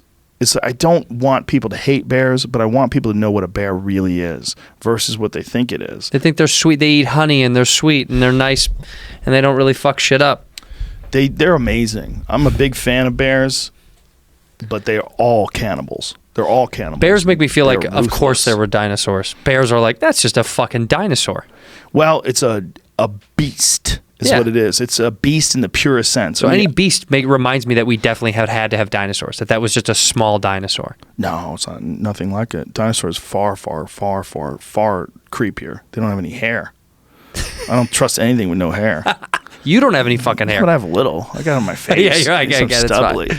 But I don't trust anything that like It's doesn't hairless? have any hair on its Yeah. body. It's What like other animals? What do you mean? Like fish are hairless? like a snake. Everything in the water's hairless? Yeah, I don't trust those fucks. None of it? None of it. That bottlenose dolphin that brought back that bitch's Fuck phone? You don't trust you. that dolphin? That's a weapon from Russia. That's awesome. They want to put a bomb on that thing. Fuck It had yeah. a Russian strap on its back. That's the whole deal. It spoke Russian? It had a Russian strap on its back. It's dope.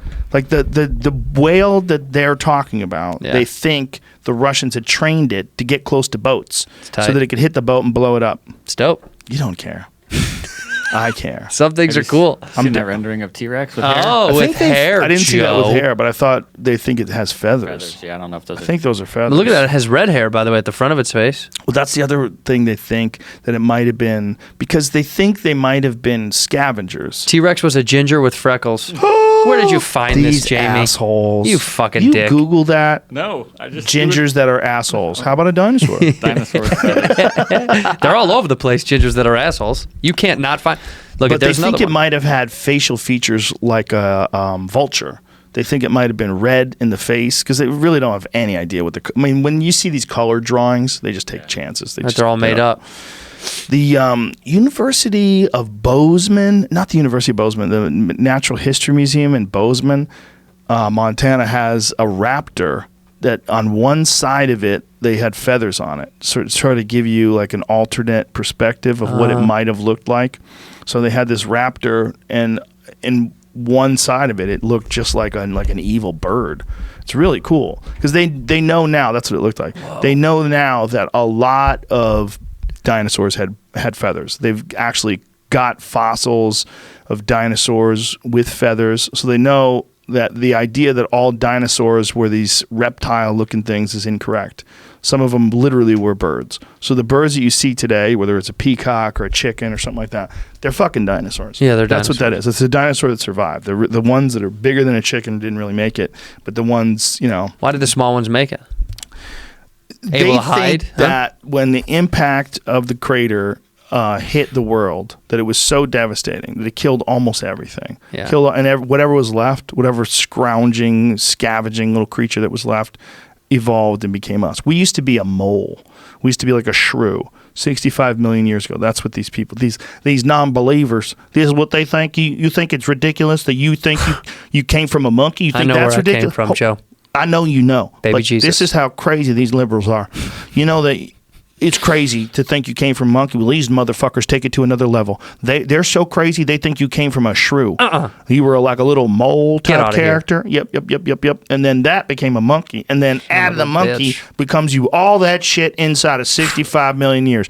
Get the fuck Get out the of here. fuck out. Meanwhile, crocodiles are 100 million years old. So crocodiles are the same, but somehow or another, we went from being a fucking shrew to being a person who knows and loves Jesus in their heart. Bullshit.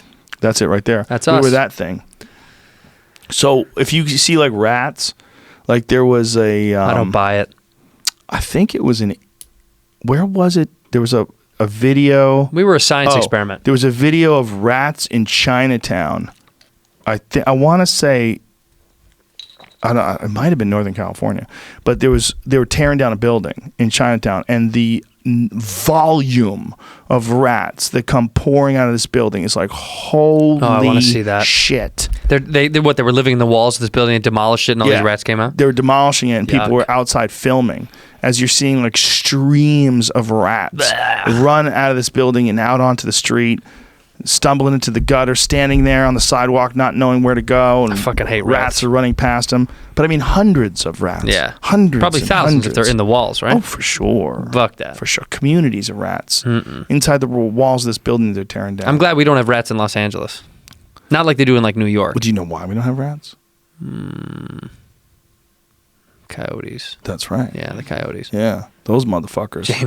Jamie's Those weird smirk. creepy, weird dogs that you see running around. Yeah, they'd be taking all the fucking rats. Those little creepy cunts, they keep us in check. What did you find, Jamie? Did you find the rat video with all I the... found a video of it, but I found like this one lady said she thought she was going to die. There were so many rats around her, she didn't know what to do. Just a little much, but it says there was a huge problem in a 91-year-old building. I can't find a video of it. 91-year-old? That's It's so in young. LA. That's in LA? From like February 9th is when they tore it down, I think. Oh, shit. Well, if you're in the city, I'm sure there's horrible rat problems. And I know there's rat problems in the Hollywood Hills, too. Yeah, that's true. Out here, there's no fucking Somebody rats. told me they were at a movie theater. Some person who lives in the hills had a nice house with a movie theater, but they had to keep their feet up when they watched movies because rats would run across your feet. Shut the fuck up. Yes. In their nice house with a movie Yes. theater? Okay, get that shit handled. Yes. Call the exterminator, get that shit handled. Or get a couple more dogs. Keep your feet up. Get more dogs. Keep cats around when they get shit in a box in your house. Just piss in a box. Dirty little dogs. creatures. Does Dirty Marshall little eat murderers. rats or eat little critter things? Oh, yeah, he does. Does he bring them into the house? He loves to kill squirrels. Yeah. Well, I joke around about it. He's a squirrel killer, but he's a straight up squirrel killer. He's a murderer.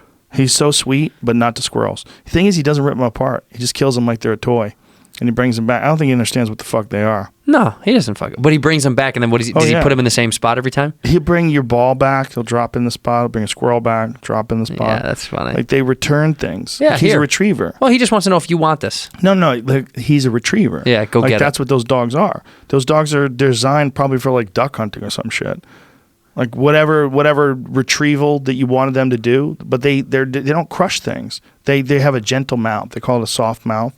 Like when they carry things, they don't. Like I've had pit bulls, right? And they just crush everything. Yeah, they murder everything you give them. I had a dog that I had to give him a fucking root canal. Not I did it. I brought him to an actual dentist. Joe the dentist. He bit so hard he shattered his teeth. He shattered his back teeth by crushing bones. Just was crushing things. Just going for it. They have so much power that their teeth would crack. But the golden retrievers don't bite that hard. They don't bite that That's hard. like Brittany's. My dad's friend had a Brittany, a hunting dog, and Brittany's are like that too. They're gentle. They put a duck in their mouth or something, but they won't bite down. Exactly. Like you can't go duck hunting with a pit bull. They'll bring you back a hamburger patty. Like, what happened to the duck, you fucking asshole? And it's like shaking it. You mean this duck? Rip to fucking shreds. Yeah. You want a dog. You don't want a German Shepherd that does bite work to go out and get your ducks. You want a retriever. I mean, it's not a coincidence that those dogs, like labs and retrievers, they're like the sweetest dogs in the world. Yeah. They're so nice to people. Yeah, because they're I think they're inherently gentle. Like they're not a vicious attack. They don't like attacking. I've never seen a golden attack. No. They're not like that at all. But they're bred for that. Yeah. I mean, that's the way they're bred. Like you haven't met my dog yet, right? He's the fucking nicest dog. If he's in here, he wouldn't leave you alone. He's like putting his head on your lap, like hello. Yeah. Like he'll drop to his back all the time. Just come on, belly rub me. Like if he meets you, he'll start whining. He runs around in circles, and then he drops to his belly. He's like, rub my belly. Come on, man. You know you want to. Yeah. Like, they just want love. Yeah. They just constantly want love. He just wants to snuggle. It helps my day every day. I'm not gonna lie. For a long time, not having a dog at the house is so strange, and because when you come home and not have anything, sometimes it's a little overwhelming. Yeah, it's nice to have something to be like, hey. It's great for lonely people. Like God, you're by yourself. Like it makes a big difference having a dog. Decriminalize psychedelic. What? Wait, it worked? passed. It came through? Yeah. Oh my God, I thought you said it didn't pass. This morning it said it didn't. 15 minutes ago, 23 minutes, I don't know. Holy shit. Denver became the first city in the U.S. to decriminalize marijuana. Wow. Powerful Denver. Wow. Holy shit, man. It passed. Denver voters approved measure to decriminalize psychedelic mushrooms. God Congratulations, damn, that's amazing. Denver. How did we think Jamie, get us better information, you son of a bitch. They were saying that all night. No, disinformation. For some reason, they did say. You son of a bitch. Son of a bitch, Jamie. You're working with the CIA. It's still unofficial, apparently, though. As posted on Wednesday afternoon. Ended up polling 51. It pulled ahead this afternoon, that's why. So as of this morning, it wasn't ahead, and then they're still counting votes. The provisions prohibit the city government from using any resources to impose criminal penalties against adults over 21 years of age or personal use of possession of psilocybin. Hey, you don't have to talk like you're in the end of a commercial. What are you doing? No, I do. You have there? to get it all out just in case. No. This is not a disclaimer. What if something hits us and kills us? Nobody knows what the fuck you just said. Yeah, they do. That's just the funniest thing about those commercials. And they're doing it so fast they can't. Because they just have to legally get it out. Yeah, legally. Yeah, it's great. But it's so gross. Yeah, they just have to get it out. When I first started hearing that, I'm like, there's a job for fast-talking bullshitters. Yeah. Say, like the rapper Mac Lethal. Not that he's a fast-talking bullshitter, but he raps so fast. I know. Do you know who he is? Yeah. Dude. You can barely hear half of the shit that comes out of his mouth. No, you can hear it pretty clear. Sometimes. He's pretty fucking clear. Yeah. Pretty fucking clear. Yeah, when he does the raps in the morning, I've seen some of his shit. Dude, that's a talent. Yeah. The way he does it is incredible. Yeah, he's good. Stunning. Like, I hear it and I just go, I don't even understand how the fuck a tongue can move that fast. But it makes sense. Like, you ever do something with your right hand, like you go like this really fast? Now try with your left hand. It's like, yeah, you can't at all. It's like, I can 20% tap slower. this real fast, but I can't. I can't really do it with my left hand. Yeah, exactly. Tapping is a good example. Yeah. You got to think that your face is like that too. Yeah, like your mouth has got to be like muscle. You got to move faster. I went to an auction recently. Hey, it is. Get a five. Like that keeping up with your face. Yeah. With the noises. That's a skill. It's the same way that Buffer Brothers are able to do that thing that they're able to do.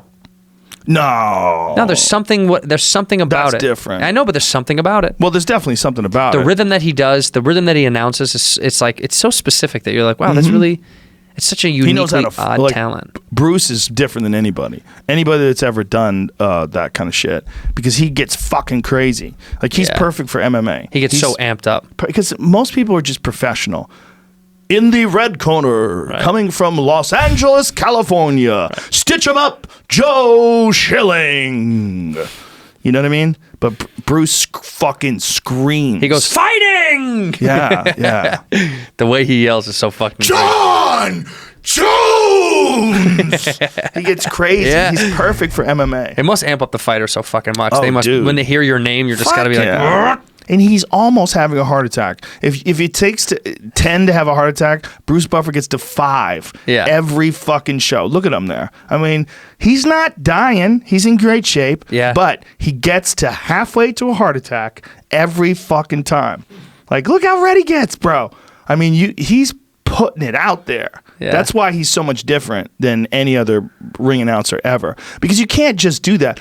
Like, if you go back and watch his early days, he wasn't really doing it like that. Like, he developed his style. Look how cool that is, man. Him and TJ Dillashaw. Like, TJ fucking pumped. How pumped is he right there? I'm telling you, man, awesome. Bruce Buffer pumps people the fuck up, man. Look at that. That's intense, man. That's intense. Woo! That's so exciting. He's awesome. He's such a character too, man. He's perfect suits. He's always got a different one. Yeah, he's always looking. He always looks sharp. Sharp as He's always fuck. look real fucking sharp. But it's interesting that like that style of announcing really didn't exist before Bruce, Right. And before MMA. Like it was not appropriate for boxing. Like it's boxing had this air of old man class kind of still that you had to abide by these rules and. They still have a bell. Ding. Oh, come on. They hit the bell with the ding. Well, I mean, the wood clap still happens across the board for boxing and MMA. Yes. So the that's warning. That's the funny that the 10-second clap is still a thing. Yeah. Like, how come they haven't upgraded that to a sound? I don't understand. It's a good point, because sometimes people get confused. It's happened even with professionals, and they misinterpret the wood clap as being the end of the round because they're so in the groove. Right. They're like, "What happened? Was that the end of the round?" And they'll Right. stop, and the ref will go, "No, keep going." And you have 10 seconds left, and then like sometimes weird stuff happens where guys get out of their mental pattern. Sure. It's happened many times. Well, it's got to also be the noise of an arena sometimes can take over. And I'm sure Exactly. something gets distracted. You hear that and you think, was that a yell or was that the clap? Like, do I have 10 Exactly. seconds left or do I? So we're gonna be in Chicago for that big fight. Fucking A. Oh shit! I'm That's gonna gonna be fun. excited. What is that? June. What is that? What is that? June 8th, right? June 8th, right? Yeah, I don't think there's any tickets left. If anybody wants to go to the show. No, I think doubt it's it. Pretty close, but that's a big UFC card too, isn't it? Who's on that card? I just saw this morning. I just looked this morning. Henry Cejudo versus Marlon Moraes for the bantamweight title. Ooh. Oh, shit. Henry Cejudo has the opportunity to become champ. And then Marlon Moraes is a fucking fantastic fighter. Yeah, that's a great card. Jimmy Rivera and Petroyan. Petroyan. Piotr. I think you're supposed to say Piotr. Tuivasa. Wait, how do you say it? Piotr. Oh, Piotr. He's a Petroyan. Russian character. Valentina Shevchenko versus Jessica Ai. That's a great fight too. That's such a great name, Shevchenko. Yeah. Such a great fucking badass. I fuck you up name. Hold on. Stop scrolling. Back up. Tatiana Suarez is a beast, dude. Yeah. That woman is so good. She's probably the best wrestler in female MMA. She smashes people. And Nina Ansarov is fantastic. That's a great fight. That's Amanda Nunes' girlfriend, too.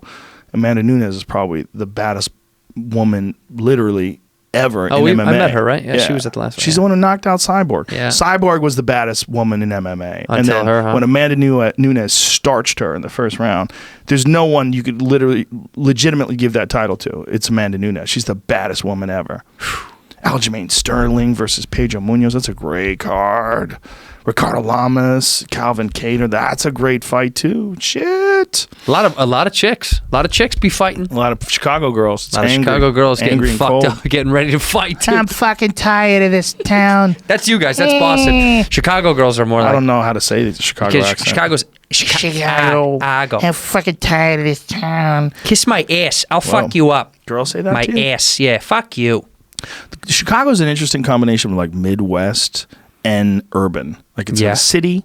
It's like cosmopolitan. It's sophisticated, but it's Well, also it's the Midwest. greatest fucking city in the Midwest. That's what it is. It wouldn't be. Yeah, that's right. In the Midwest. You fucking Ohio turd.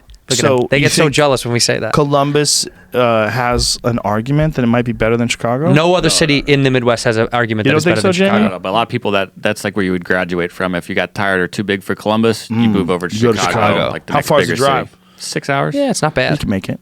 It's Yeah. like San Francisco. Yeah, it's not bad at all. But all the cities in the Midwest compete with Chicago, and they all know. They fucking know. I mean, who would beat us? Who would be better? Detroit, Kansas City, St. Louis, Detroit's in a bad spot. Indianapolis. None of these not places fair to have the kick. things that we have. Don't kick Detroit while it's down. No, I like Detroit. See what you're doing. I like them. They're just not See us. what you're doing. Their industry fell apart. And Chicago, Milwaukee. I mean, all these other cities, they're great cities, but they're You know just what's- not. They're not Chicago. really crazy is that Detroit in the 1950s was the richest city in the world. Sure.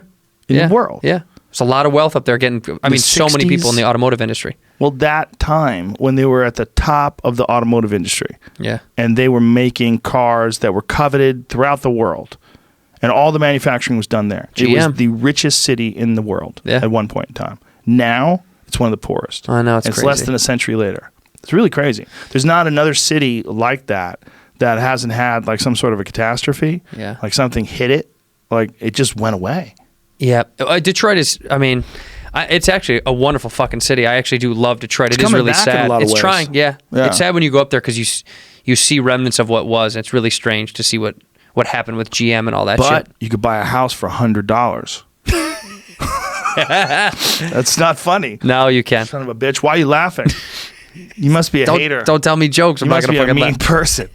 You think it's funny that you could buy a house for Meanwhile, you $100. can't buy a house out here for fucking. You can't even buy a house for $100,000. Nope. Not When even people, close. when you tell people that, like you can't buy a house for $100,000, like no, you can't. Impossible.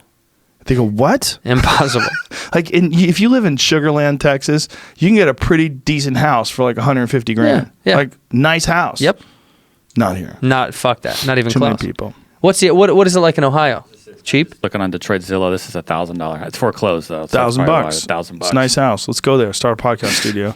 18 our next podcast studio is on Struple. Imagine if we just decided to do that. We decided to armor plate a fucking house, have a guard there 24/7. We have to helicopter in. We'll fly in, bro. This regular flights to Detroit, Detroit. and then we have a Detroit version of our podcast That'd be studio. kind of fun. But we And- have to wheel in all our electronics, so they'll try to steal it. Yeah, I mean, Let's bring it with us. Yeah. That's just not smart. Detroit is like too dangerous. We have to go somewhere more rural, but also ridiculous. where can we go? Maine. Yeah, Maine. But Bangor, that's too Maine. far out. Oh, come on, bro. Don't be Come on, scared. man. Come on, let's go somewhere close. We can get all those cool people from Maine. Why to don't we come just do visit us. Northern California? Let's go up to like Napa area. Like Okay. we'll get. Let's go. But that place burns every couple of years. Bad. Yeah, I guess it does. Yeah, What about? that- Okay, we'll by the ocean. We'll do like Carmel. You know Carmel by the sea. Beautiful. Come on, let's do that. Carmel's gorgeous. Yeah, let's do Now you're Carmel. I like how you're talking. That's where Clint Eastwood filmed Play Misty for me. That's where he lives, right? Well, he was the mayor. Oh, of Carmel? Yeah. Oh shit. He won. He was the mayor. I can't stop that guy. Yeah. Why aren't we going where the mushrooms are legal? Too many people Good moving to point. Denver, man. Too many people. Yeah, there's a lot of space. Too many people are moving. What's that Look it up. mean? Look it up about Denver's problem with their infrastructure. They're hating how many people are coming into their city. Listen, bro, you moved to Evergreen. You live in the mountains like a savage. I'll move to Brecken. I'll move to Breckenridge. Breckenridge? How That's about what I like. Aspen? A bunch of rich chicks Too many doing rich people. coke. Nah, Breckenridge is nice. I like Breck. Don't you want to see girls yell at their boyfriends and scream out in the street with naked Uggs on?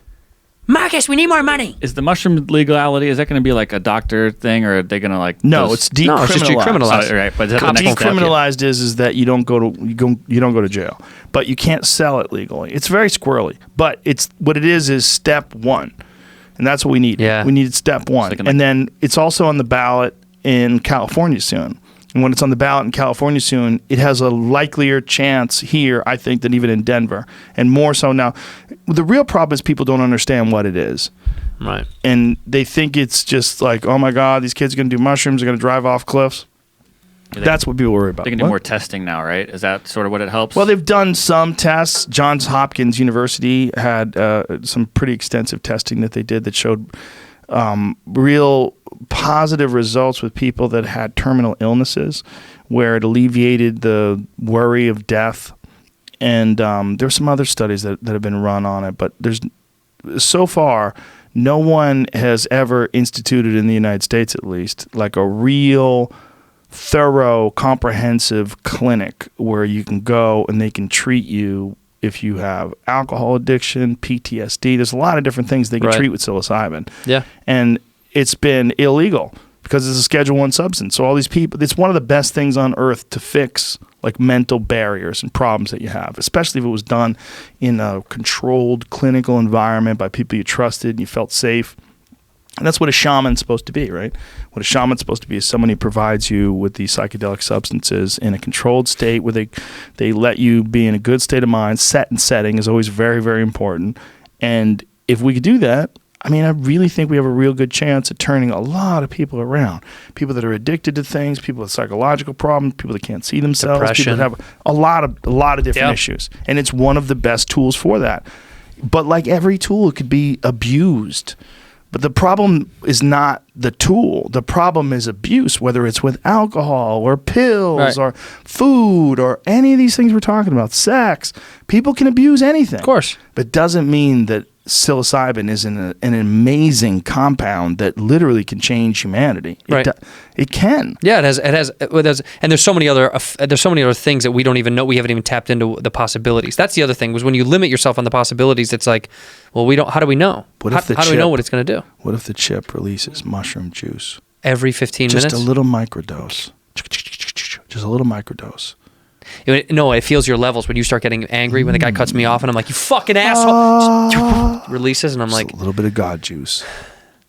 I'm fine. You are fine. Aren't you going somewhere this weekend? Where you at? I'm in Vegas, baby. Oh, Jesus. What are you doing in Vegas? Las Vegas. What are you doing in Vegas? Jimmy Kimmel just opened up a club out there. Jimmy Kimmel's from Vegas and he opened up a comedy club. I think. What day are you there? I'm Thursday, Friday, Saturday. And who are you working with? Do you know? I'm taking young Ari Manis. Do you know him? Yeah, excellent. Mr. Manis. Excellent. Yeah, I'll be at Vegas, and then in 2 weeks I go to Raleigh before I go to Chicago. I go to Charlie Goodnights? Good Nights, baby. Oh, it's just Good Nights now. I think it's called just Good Nights Comedy. New Yeah, people in Raleigh. bought it, but it's the same setup. Same shit. It's a beautiful club. That's another one of the small, kind of intimate. It's a two-level. Great town too. Oh, Raleigh's great. Great town. I got family from North Carolina, so I'll be seeing some North But that's Carolina like a people. really cool town. Cool college town. It's hip. Yes. The vibe is really cool. The vibe, The man. vibe is cool, It's hip. man. A lot of cool cats out there in North Carolina. Smoking cigarette, painting, chilling, making jazz. Yeah, man. Yeah, that's who they are. Wish I was cooler. Wish I was like that all the time. Yeah, man. Wish I was a cat. Get a you'd chip come and you'll to- be a little bit for cooler. advice. Just ask me anything, man. What do you Imagine need if to know? chips become the new lobotomy. Like in the future, they go, I can't believe these people let themselves get chipped.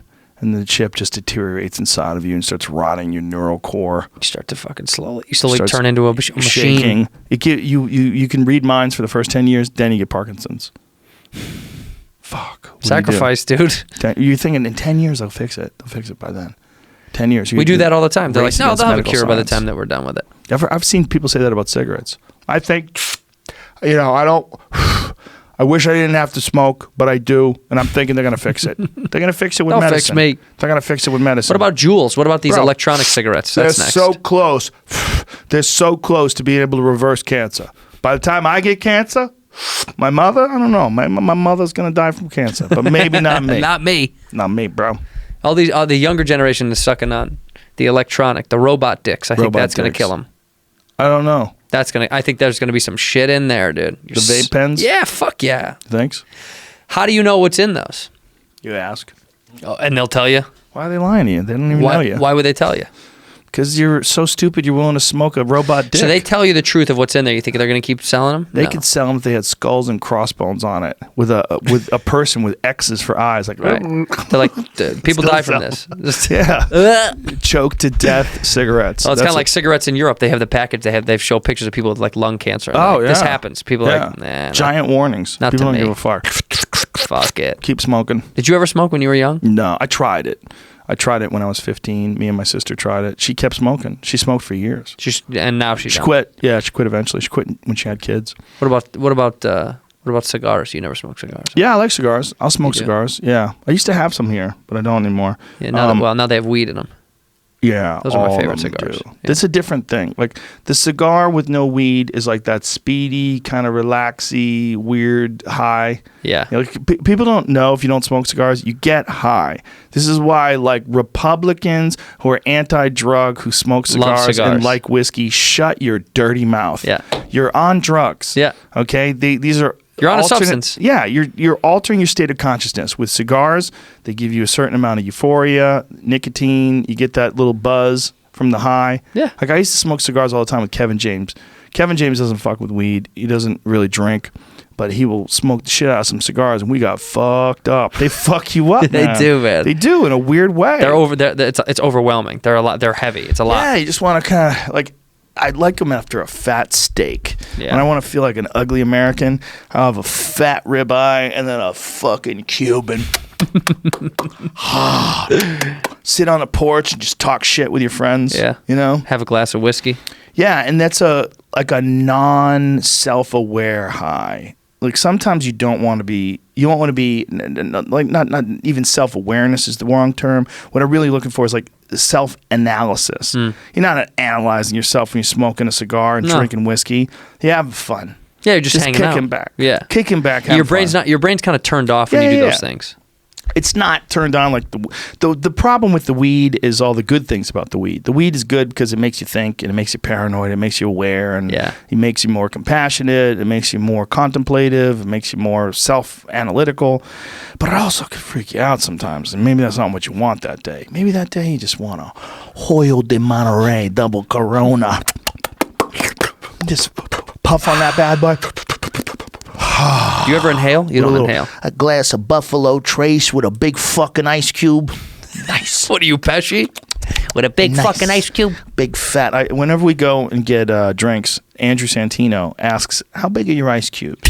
This is what he asks. He goes, "I'd how like big- how I'd like a big are whiskey, but do you have a large?" I always ice say, cube? do you have one stone? And I always You look have one away like stone. this motherfucker. He is hates so it. high He fucking hates it. I maintenance. said, do you have one stone? I just want one stone. He's so high maintenance. He wants a large ball. You got a ball? Can you I give got me a an rock. ice ball? Yeah. I'm looking for balls of ice. Because you know what they do? Otherwise, they scoop a fuckload of ice in there, and it dilutes the whiskey, and it's all water. I don't like it. You know, my friend John Dudley does. He What? doesn't play games. He takes a pan of water, like a large pan, and then he puts it in the Traeger grills, and he sets it to super smoke. And the smoke is constantly pumping into the water. He leaves it there for hours. Then he takes that smoke-filled water and he pours it into those balls. Yeah. So he makes those molds with smoke-infused water. I love 'em. And then he puts that in the glass See? and then pours the whiskey on He that. knows. And I'm like, whoa, that's next level. I like that shit. Next He level. smoked it. Smoked balls. And you got to break those. You're supposed to break those balls in half. Yeah. Who's out there wedge. doing that? What is that? Oh, that's the Whiskey wedge. wedge. I've seen this. Yeah. What is this communism? I find What out. is this? It's Never half. seen it. It's half ice, Yeah. half glass. Get that shit out of my face. Goddamn hippies. You fucking hippies. What else? You got your own cold brew, huh? Your homemade. That's what I'm looking I for. like. Go to see if you could find. You want to be prove your wizardry skills because I know he has them. Yeah. Try to find John Dudley smoked ice balls on the Instagram. Good luck. He'll find it. He'll You find it think so? within seconds. Traeger This fucking guy. smoke balls. He calls them smoky balls. So he makes them. Does them himself. Yeah, he makes them. Does it himself, like in his backyard. Look at, he's He already got found it, it in this fucking seconds. guy. I gotta bring it up. Doesn't even make sense. I can't. If he gave me time, I wouldn't be able to Google Nah, surf. I Like can't do that shit He's either. doing it while he's operating the camera. So here's John's. He's got his grill running. So he's got that pan filled with water. There he is. Smoking it. Yeah, and Traeger, baby. and this is he's got the insulated top on it because he's in Iowa. It's freezing fucking cold, and then he pours that smoky water into the mold, son. Dun dun dun. Smoky balls. Look at that. Time to get fucked up, kids. Woo! Smoky balls. Cat lady, that crazy shit. Whistle pig. yeah, that was when we were in Lanai. When we were in Lanai, John and I, we've tied it on, man. We've tied it on many times. But we did one podcast with a bunch of bow hunters, and we got fucked up. We were drinking everything in the mini cabinet, and the mini bar had Red Bull and red wine and tequila. And what else? Diet Coke. And John Dudley mixed it all up and called it a cat lady. It's just like some crazy crazy shit. bitch trying to Yeah. get fucked up. Yeah. And we were all drinking. No, there was no Diet Coke. It was Red Bull, tequila, and red wine. That's Ugh. what it was. It was the damn delicious. What? We were so trashed. Yeah, I was gonna say. And we were high as fuck. And we were just trashed.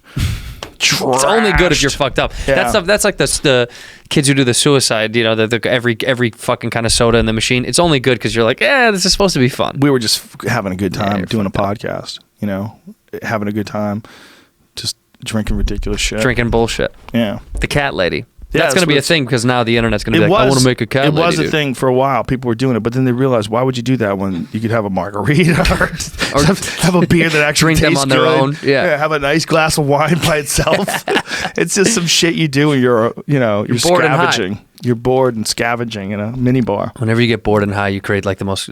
I saw someone on the internet posted they took the ice cream from an ice cream sandwich and then two Rice Krispie treats and they put the ice cream between. So it was an ice Krispie treat That's ice someone cream looking sandwich. for diabetes. Yeah, a burrito. I think we're gonna go with the burrito, that like ice cream burrito that's going around. I've with the seen cotton that. candy I've with seen Fruity that. Pebbles and ice cream and shit. That shit's gross. Yeah.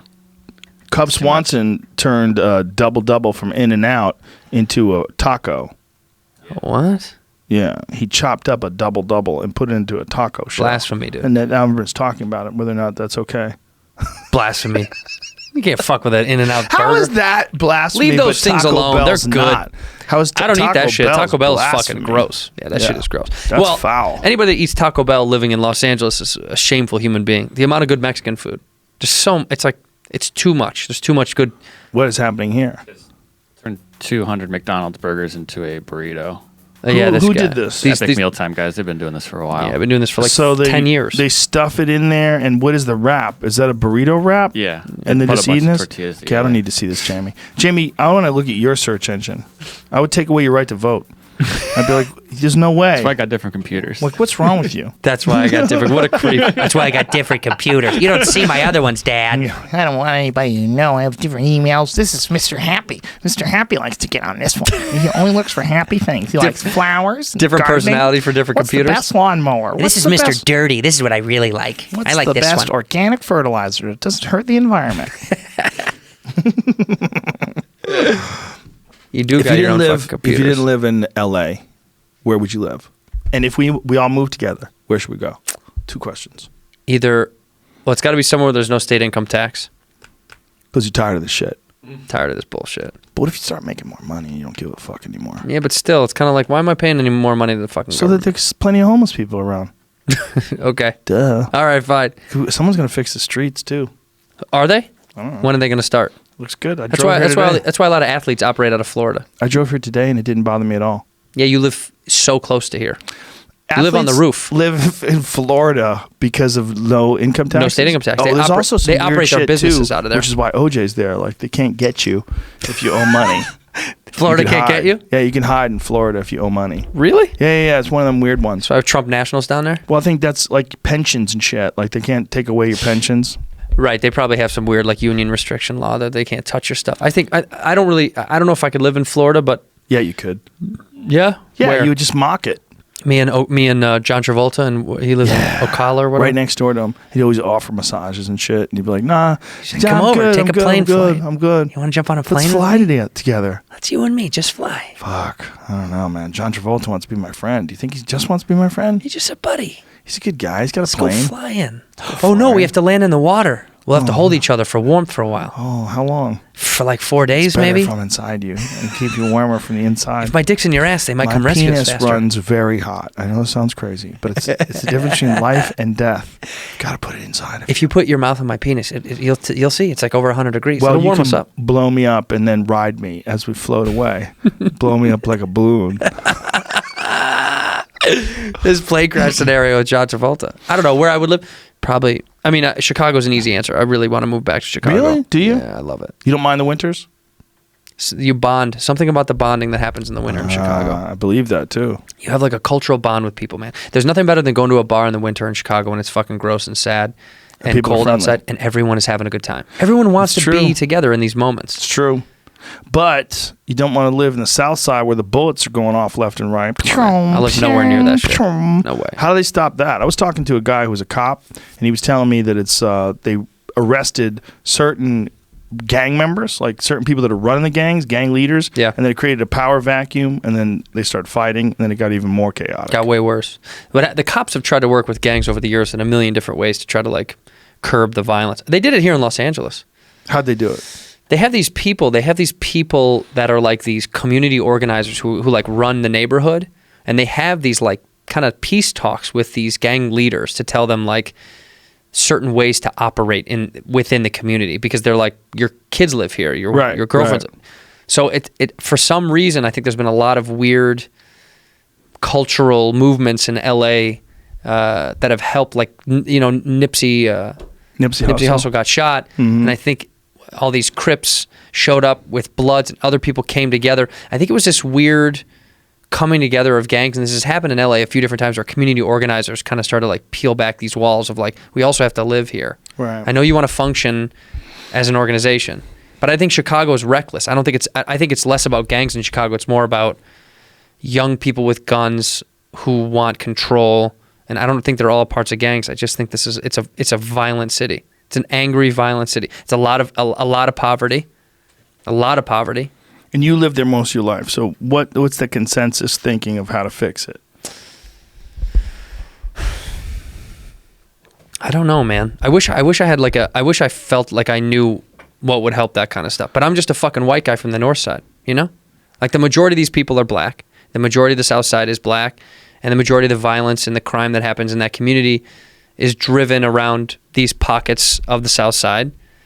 I have no relatability. That's the problem. Right, but what do they think is the way to fix it? Shit, I don't fucking know. Like, if you were the king of the world, what would you do to fix the crime on the south side for the last thing that we talk about on this podcast? Last thing that I would do, if it was me, if I really tried to king fix of the it, world, President Santino. If I could put some more money in there, get some programs in there to start helping people.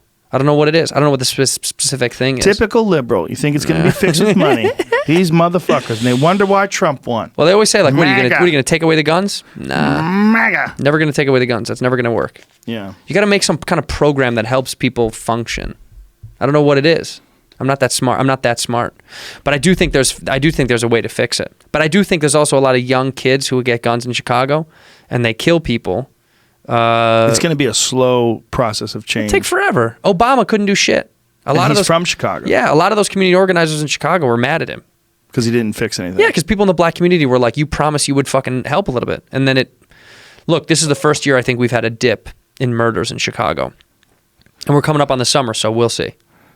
The summer's party time, Sound like a baby. Theo Vaughn bit. We'll see. We'll see. We'll see. People got guns, man. Andrew Santino, let's wrap this bitch up. Bring it home. Cheeto Santino on the Instagram and on the Twitter. AndrewSantino.com. That's my website. That's your motherfucking website. Come see me. He will be in Las Vegas this weekend at Jimmy Kimmel's Comedy Club. Brothers and sisters. And then next weekend at 2 weekends at Raleigh's. 2 weekends in a row? No, I'm saying in 2 weekends. Vegas I meant and then the next weekend. Yes, and the following. And then the following, then we're in Chicago. Letting bitches know. All right. That's going to be fun as fuck. Goodbye, everybody. Until we meet again. Mwah. Jamie, you pulled up some of the weirdest fucking...